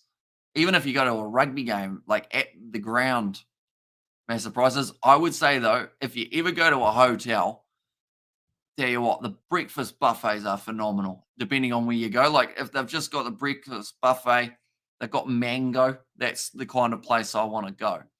I haven't been to one of those hotels in probably about 15 years. Unfortunately, can you show the game? Sadly, due to licensing, any match footage would get us taken straight off YouTube, but the URC highlights will be up pretty much straight after on the URC's YouTube channel. So be sure check those out. Are you picking the Warriors this Arvo? It's going to be a tough game, probably one of the harder ones of the season, but you know what? We're going to do reverse psychology. I think the other team's going to win. There you go. Because normally the team that I say will win loses. So hopefully that's kind of put a little bit of the ball in the court of the Warriors. Scrum going down again. Currently only 20 minutes remaining in this contest. And the trend continues. The lowest points scored this weekend were 18, which just shows you the URC, no matter who's winning or losing, everyone's getting points, which is absolutely awesome. Oh, I've got years left. We've just seen seem to crap ourselves against the ABs. And let's start a bull chant. And pity I didn't know you when you were in Melbourne at the game. We could have met up, says John. The thing is, you may have seen me, but you may not have known it in terms of like, you may recognize me now, but back then maybe because you didn't know me, maybe, who knows? Maybe we passed each other. I have a picture of me next to the MCG. Maybe you're in the background. And I'm a Crusaders fan. It's never over. There's the next game roll off. There's Roof. Solid scrum from both the sides. No one really going down now. Big push coming in from the Bulls late. First receivers, Cannon Moody goes off to Cornell Hendricks. Now Papier, very short, flat pass to Vermaak. And also we have got the international rugby tickets for folks that worked hard. Says a Bopar there. Although I'm hoping to go back to a test match again for cricket. I feel like test matches just are so much fun in terms of watching for cricket. It's just those strategic like plays, tactical Boxing Day test when New Zealand play Australia. I'd love to be able to go back for it, but I need money for that. That's the kind of one. It's like when people ask, am I going to France for the Rugby World Cup? But Kiwilad's budget is already out the window this year because I got a mixer for the channel. In fact, that's not even the budget because I think I'm going to have to return it. I think it was the second GoPro for the cricket. They ended up being Kiwi lads behind in funds. It's going to be back across and Papier through the hands of Cornell Hendricks. It's gone backwards though. So they will play on just a little bit longer. Or will they? No, they're going back. Part of it's cheap, but my mates and I tend to drink too much back home. Says Flesh, and also Papier is on for the Bulls. My anxiety is up now. Says Bopar. He is a player that can either have a great moment or a bad moment. I have to wait and see which one he is today. It looks like a few more changes going to be made now for Ulster. 3 more reinforcements coming in, I believe. That will be, I want to say John Andrews in there. I think he's the man at the back. Also alongside him, Alan O'Connor making his way out onto the park. And that looks actually a little bit like John Cooney there. Marcus Ray actually going on the field. I got 2 of them correct. Out of the 3, I guess. It's not too bad. Now, 18 minutes remain in the match.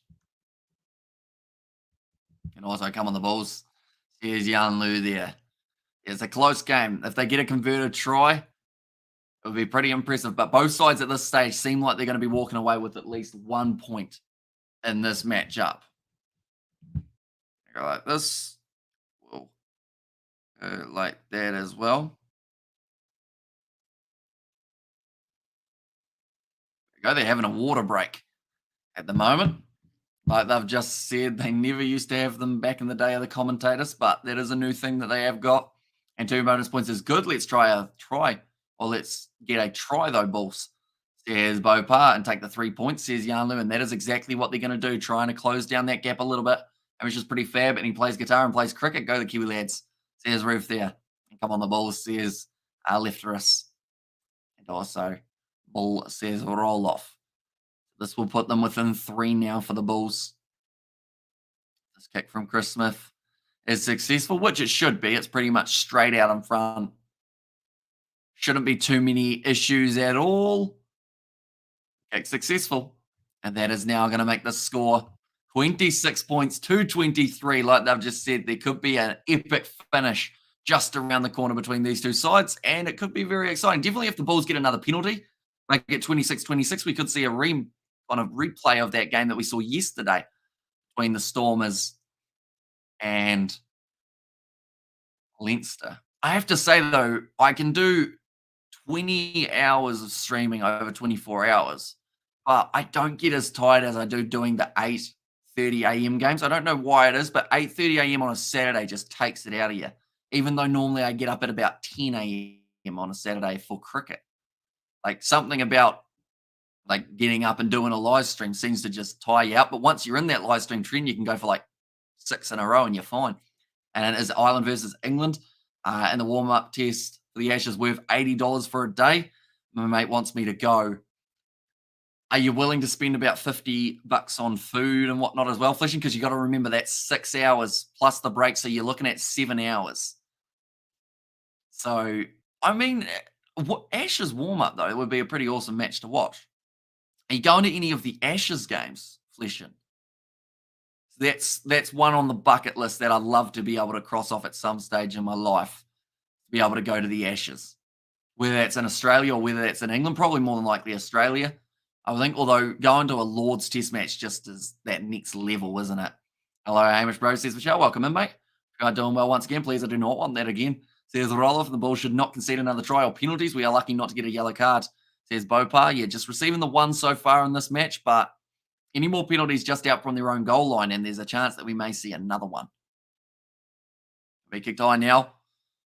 Balakoon chasing after it, trying to line up. It was an awkward one, and it actually went nowhere near where anyone thought that it was going to be coming down. Hamish Bro, it's 2:30 a.m. in my local time, says Michelle. So a nice early one for you, Michelle. But we are hoping to cover South Africa versus West Indies for the cricket T20 tomorrow, so we should get a chance to have a decent catch-up with you there as well, which is good news. And travel, says Flesh, and that's true, because you're traveling from Wales, aren't you? Is it a drive or is it a flight?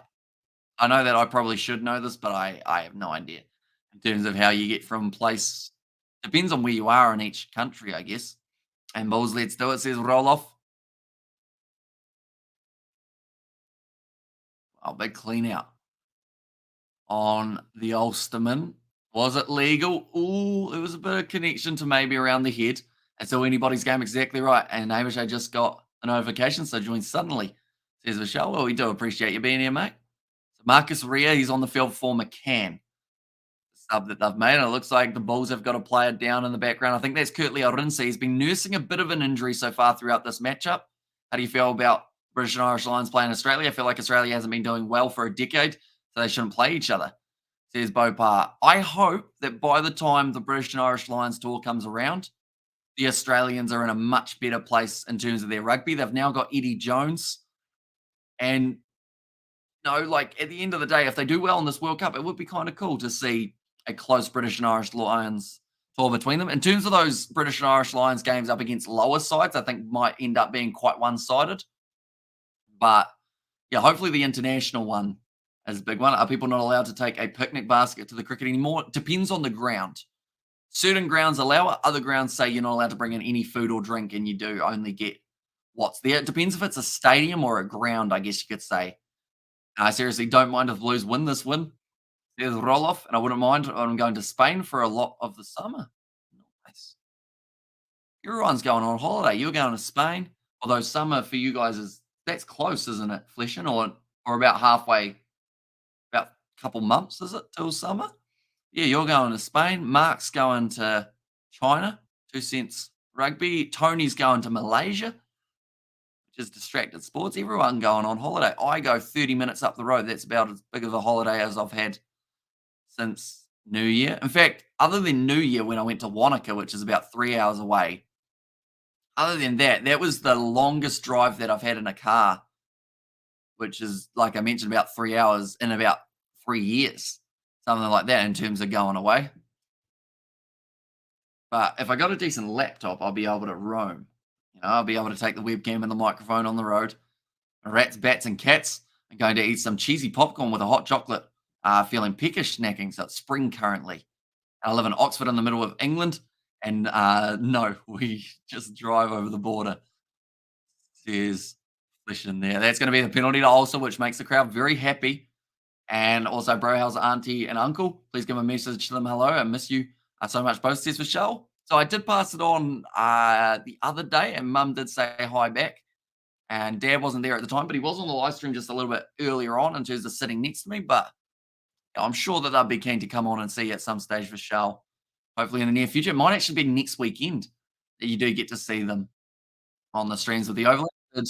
India and Australia break this record, or the record this year for highest attendance for a cricket match. 100K we're estimated to pitch up, which is absolutely huge, isn't it? But the World Test Championship final is going to be absolutely awesome as well for that test. I'll be honest, I'm glad it's happening in England, just because we'll get to see some decent batting and some decent bowling rather than just a pitch that might break up in one day. It's going to be a wonky line-out throw from Ulster, so not what they want this late in a match. That could have been their chance to take back an 8-point, if not 10-point lead. Like they said, the timing was an issue. 67 minutes through off to Czech Republic next month. So do you just go for holidays, Flesh, or have you got some sort of like family there or work or something like that? Or is it just kind of go for a holiday every once in a while? And for your Rugby Challenge YouTube videos when it came in, I'm actually going to have a couple more coming out next week. Believe it or not, we are going to do some of the sevens on Rugby Challenge 4 and see how we go. That's the goal anyway. Release those hopefully about Thursday, somewhere around there. We're also going to have a preview of the sevens coming out, a couple of the matches we will be doing previews for as well. It's gone down in the front rows. We are going to have another reset. 12 minutes remain in this contest. Oh, here's a fun game, which might not actually be fun. But some of you guys, I assume, will be back for the cricket live stream later on tonight when we do South Africa versus West Indies. That is the plan anyway, as long as Wi-Fi and everything does play the game, which it hasn't for today, other than this live stream. Luckily, this live stream's run smoothly, but other than that, the Wi-Fi's been a bit 50-50. But do let me know, ladies and gentlemen, I'm going to be going bowling, 10-pin bowling. How many points do you guys think I'll end up with? Whoever's closest, you win nothing, but it's fun to guess, I guess. And where's the ball? The Bulls are for Ulster. Currently, the Bulls inside of their own 22 here, still waiting from the last line out not being successful. Now it's going to be kicked downfield. Nicely taken near the touchline by Michael Lowry. Goes across to Balakoon. Oh, he's dropped it. And now the Bulls, they get the ball to sit up for them. Now Maka van Starren goes across to Imbros Papi. And now another knock on, this time from the Bulls. It's like everyone's just starting to feel that pressure a little bit more. They'll go back for the scrum. And peanut butter and salami, very tasty. And also we have got there, everyone's going places for a holiday. I'm going to the kitchen for my holidays decided. I'm the same. I enjoy a kitchen visit. Every once in a while, I'm going to the Gold Coast in June. Gold Coast is nice. I think I went there when I was about 7, so I don't remember much of it. I got a few pictures, though. Just a little bit too far out in front. I predict the score of 165. You are trusting me to do well, Sighted. I can say last time I think I got about 120 or 130. Somewhere around there. Why not go on Bulls, hold the ball, man? Says Bopa. And you and George need to do the southern wandering thing and come up north. That would be quite fun. I feel like if we could somehow convince either a brand or a sponsor or a network or something to pick up a Kiwi Lads Go Global or Kiwi Lads Go North or something like that, I feel like we could make a very good series. And who knows, maybe we just have to do it independently and try and find a way of funding it that way. But it would be quite a cool one to be able to go through, watch a few rugby games at different locations in the Northern Hemisphere, go to like a Premier League game as well. That's one that a lot of people say is quite an awesome experience. I'll be more realistic, 140. And Bulls are finished, says Tim Rollins. Not quite. They've got 10 minutes remaining. They're only 3 points down. So if they get a try, they win this game more than likely. I lived in Czech Republic in Prague for a year back in the 90s. Gorgeous place. And she has my homemade butter chicken on basmati rice around. That's very good. And with the Patak Smile butter chicken sauce, that stuff. Tell you what, we wouldn't mind if Patak wanted to sponsor us. Make some good sauces. Have you tried the naan that goes with it, Nazi Williams? Because I know that they've got naan as well, but we actually got some, but it passed its best before date because we didn't get round to having it. And holiday, mate. Gave up working a few years back, says Fleshin. Hey, how old are you, Fleshin, if you don't mind me asking? Because from your picture with the blue hair, looking at that, you can't really tell a lot. You've got a good head of hair on you, though, if that is you. So you'd assume that you're maybe, I don't want to guess and get it wrong. Good head of hair, dyeing it. So maybe it was, no offense, it could have been slightly grey. So maybe that was why the dyeing came out. I'd say you're like maybe 50, somewhere around there. The Gold Coast is in Brisbane, Australia. It is indeed. At what time is the game? Currently, they are sitting 70 minutes, 35 seconds. And who is scrum dominance? Neither side's really, I don't think we've seen a scrum advantage yet throughout this matchup. We've seen a couple of penalties just for a bit of scrappiness. But other than that, no one's really forced the opposition back. I do see Bismarck Duplessis getting ready to warm up. Garlic bread. Garlic bread is good. Bloody love garlic bread.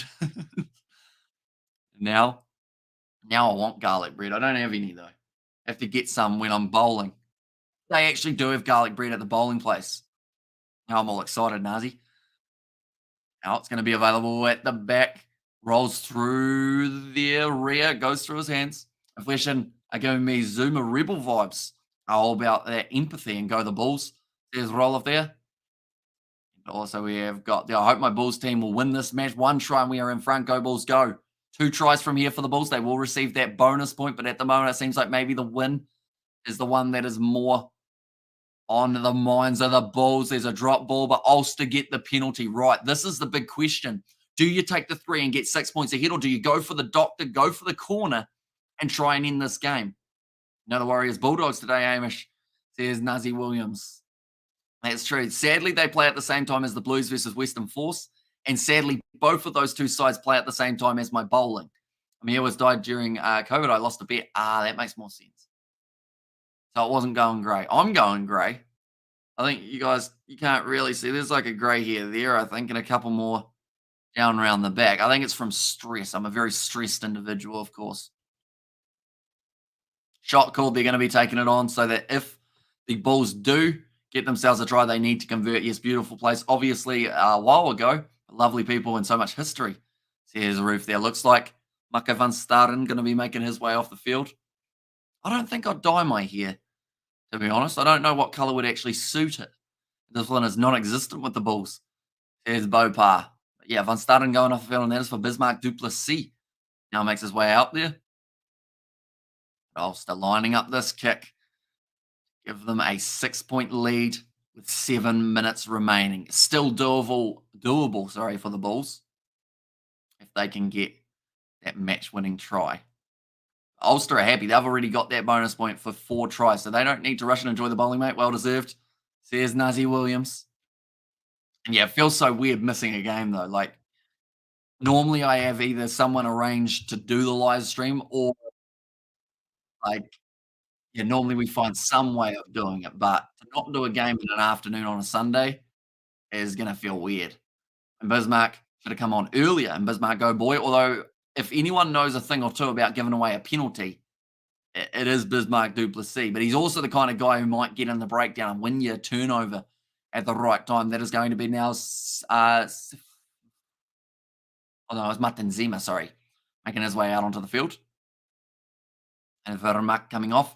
And I've been grey since I was in my 20s, says Flesh. And so you've been a bit of a silver fox, right? Since I was in my 20s. So that tells me you're older than 30. That's about, you don't have to say exactly how old you are, though. We assume you are more than 30, though, due to you saying when I was in my, or since I was in my 20s. And Bismarck, go boy. There's the roll off ball available now for Ulster inside of their 22. They will kick this one into touch more than likely. And they do. Decent boot downfield, going to be about 35 metres out, and Busy can steal some balls. Says Sighton and Martin Zimmer is on. Says Bopar. Now Bismarck Duplessis, what can he do? The ball in hand. Oh, they're huddling. Okay, they're only huddling because there's a change being made. I believe that is Stedman Hans now making his way out of the field. Fleschen is 80? Is he? He's very hip for an 80-year-old, though, isn't he? If he is 80. I feel like, to be honest, when I first heard Fleschen talk, I thought he was probably in his, like, either mid-20s or early 30s with how hip he is. On the wrong side of the 50s, really? I wouldn't have thought it. You seem like a hip individual. You know, like, I was going to say like gangster, but that's not really the right word. But like, you seem to know all the young, like, you probably know more young references than me. And I'm 23. And I got to blame you. Oh, I got to blame you though, Hamish. I got all amped up to clean the house, did the kitchen. Then I hear your voice in the background and sat down to listen. I broadcastination. Oh, that's a fun word. Or procrastination. I thought it was broadcastination, but it's procrastination. See, the thing is, though, if you can hear us, that means you could also be cleaning now, Nazi. You know, you could do a little bit of both. 5 minutes, quick fire clean, the end of the match, perhaps. Now, 5 minutes remaining in this contest. Chris Smith, looks like there's another penalty. This one looks like an Ulster player is down, and Fleschen is a spring chicken. I scored at halftime. Says Die there, I was playing at halftime. You were playing at halftime, were you? Awesome. So you did actually, I wonder, they did have it showing, but just from a distant camera. So maybe you got yourself on the TV for us here in New Zealand. I'm in my dirty 30s, not looking forward to the naughty 40s. It says, I don't know, I'm nowhere near effing 80. Okay, so you'd assume you're closer to 50 than 80 then in that case. So that puts you 65 and under, doesn't it? Penalty for who? I believe it is a penalty for the Bulls, but I could be wrong there. Billy Burns looks like he's got some sort of injury. Just waiting. I believe, yeah, it is a Bulls penalty. I think they're going to take on the 3 points again here. So we are drifting towards a draw. This contest can't be F for now. Life's short, mate. Got to enjoy, says Nuzzy Williams. Although, depending on how dirty your kitchen is, you may not be enjoying much food if the oven's completely buggered. You got to remember that as well. That's what I need to do with the air fryer. Tell you what, Nazi, after this live stream, I'll clean my air fryer. You can clean your kitchen. How about that? Because my air fryer, I've used it like 10 times in a row without cleaning it, and you shouldn't do that. You got to clean it probably every second time. Bill Beaumont, captain of the British and Irish Lions, playing South Africa, Newlands Test match ages ago. Says ref, oh, Billy Burns got crunched by Bismarck Duplessis in the middle of his back. Okay, they're going to check this one, and guess who it was? Bismarck Duplessis, possibly giving away the penalty and getting it reversed here. They will have to go upstairs for the TMO. Unprotected spiner Billy Burns definitely felt that one in the breakdown. 3, come on now. The Nokia wonders why he gets flack. Although they possibly would have looked for the 7. So 16. Bismarck Duplessis. Did he join from the channel? He did, but it's just right into the back of the neck, unfortunately. He's leading like this as well. So I think that's going to be a reverse penalty against Bismarck Duplessis. If I said that I predicted it, I'd be telling the truth. And I'll say hit again, ding dong battle like tennis, and busy doing the wrong business. There's cited. Yeah, it's just dumb from Bismarck Duplessis. You would think a player of his age would have slightly worked out how to be disciplined at this stage. Off, off, off is what the crowd are chanting. Is he going to be off, off, off? It's a yellow card. He's off the field. Bismarck du Plessis once again showing that the brain does not work at the age that he is while playing the rugby. And unfortunately, it's probably cost the Bulls the game there. A young old fellow with grandkids. Grandkids. Nice. Doing the math. So that means you're at least 36. Well, I'd hope so. No, that makes you're at least 34, 54-ish. Somewhere around there. And lost the child H. There's a roll off there. But that was very silly from Bismarck du Plessis. And Zelda says Karma Pitch. Now Ulster will be kicking this one for the touchline. Google it. Says roll off. And also we have got collecting the wrong kind of cards there for Busy. Very true. A big mistake from Bismarck du Plessis. He looks he looks too comfortable in that sin bin chair. Like we've seen him there so many times recent time. He's looking angry though. Now it's going to be the Ulster line out 45 meters out from the line, nicely thrown in by Ulster. And now they are going to be going for the rolling maul. Breaking off the back. Here comes Stewart already. Oh, dropped the ball. I don't know what work that is. His age. Well, his rugby brain anyway. It seems like he just goes out there as if he was playing on like a local rugby club's ground and going to try and smash some people. Yeah, it doesn't work at international level because there's more than one camera. Bros Papier, though, the Bulls are back in possession. 50 meters out from their own line. The Simbin seat should be renamed to the Bismarck, says cited. Oh, it's gone backwards. So it's going to be play on for the Bulls currently. Crowd booing that one because they thought it was a knock on, but it did go back. So we'll be play on just for a little bit longer for the Bulls. Nicely taken there, drop into his knees. And the tackle, I believe that would have been Yanko Swanepoel. Able to take it well. Trying to break the line, Harold Foster and Google Bismarck H.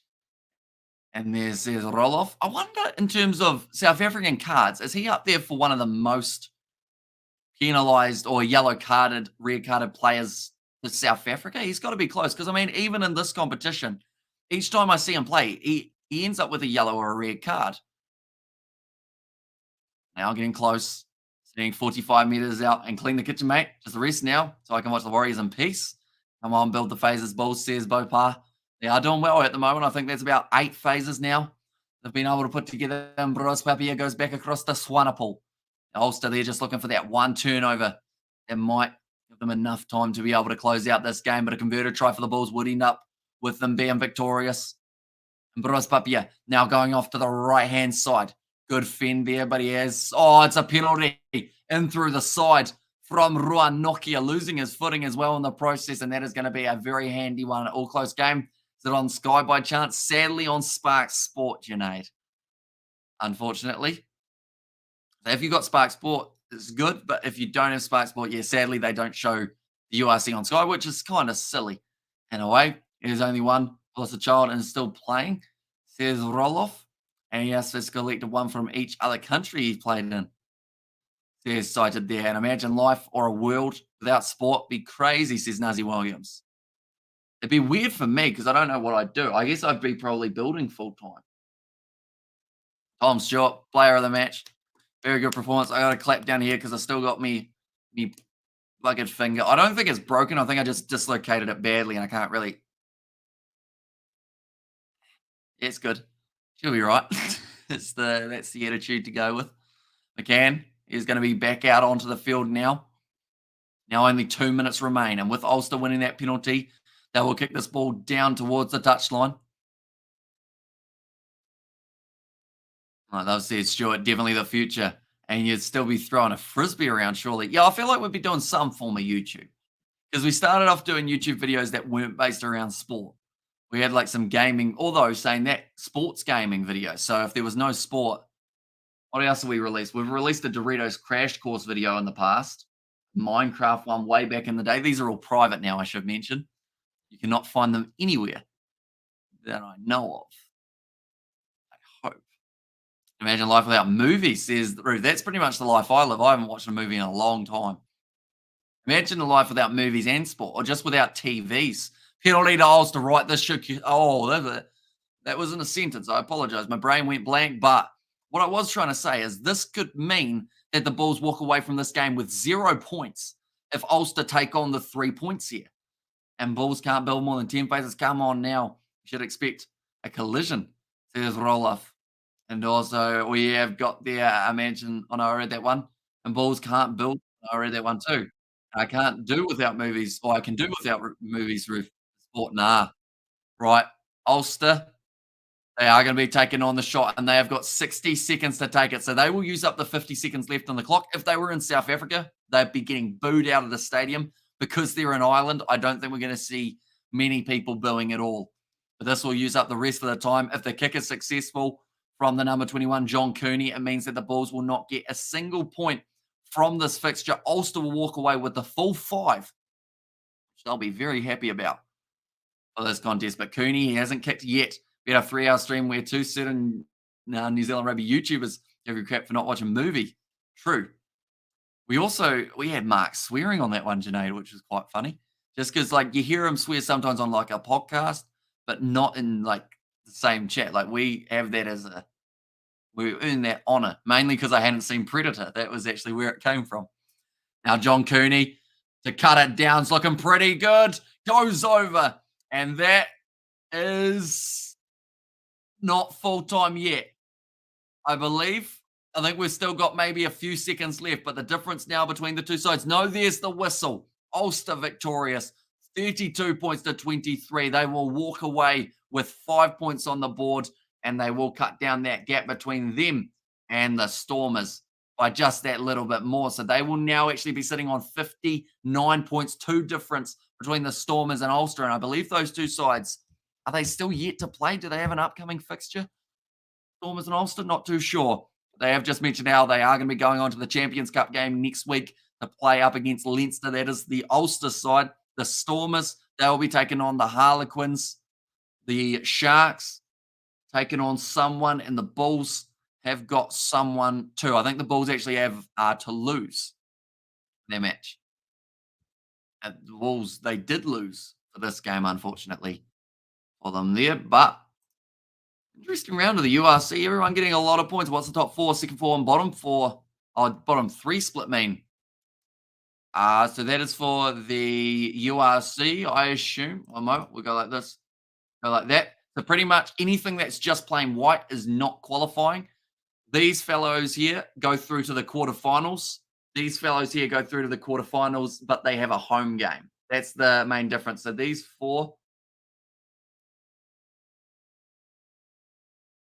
quite hard to do, actually, get it in that way. But yeah, top 4 home finals, bottom 4 in the 5 to the 8 margin means that they still go through. They just have an away final. And I was like, we don't like using, but yeah, lekker. And I was like, yeah, dudes and dudettes, please. And Hamish, have you been tempted to play The Last of Us since the TV series has aired? I haven't seen the TV series yet, but I also haven't seen any footage of The Last of Us in terms of like other than little teeny clips. So I feel like it would be quite cool to be able to do that as some sort of series, I guess, on the channel, or some sort of gaming series in the future, how it's games outside of sport that we just kind of play through that we should have already played. Discipline is the main problem for the Bulls. And also we have got there, the Bulls have been Bismarcked. Yeah, unfortunately, that last-minute penalty with the yellow card cost them big time. They could have kicked for the corner, maybe found the 7 points. And what about our Leinster fans booed? And there's almost poor sportsmanship. There's the Villiers there. Yeah, it seems to be... I mean, I think you would have seen it if it was in South Africa the other way around as well. It just seems to be that some fans go quiet when there's a kick being taken. Other fans try and put the opposition off and then kind of boo them and whatnot. And player of the game, it was the number 2 for Ulster, Tom Stewart. He managed to walk away. Normal stuff, says Junaid there.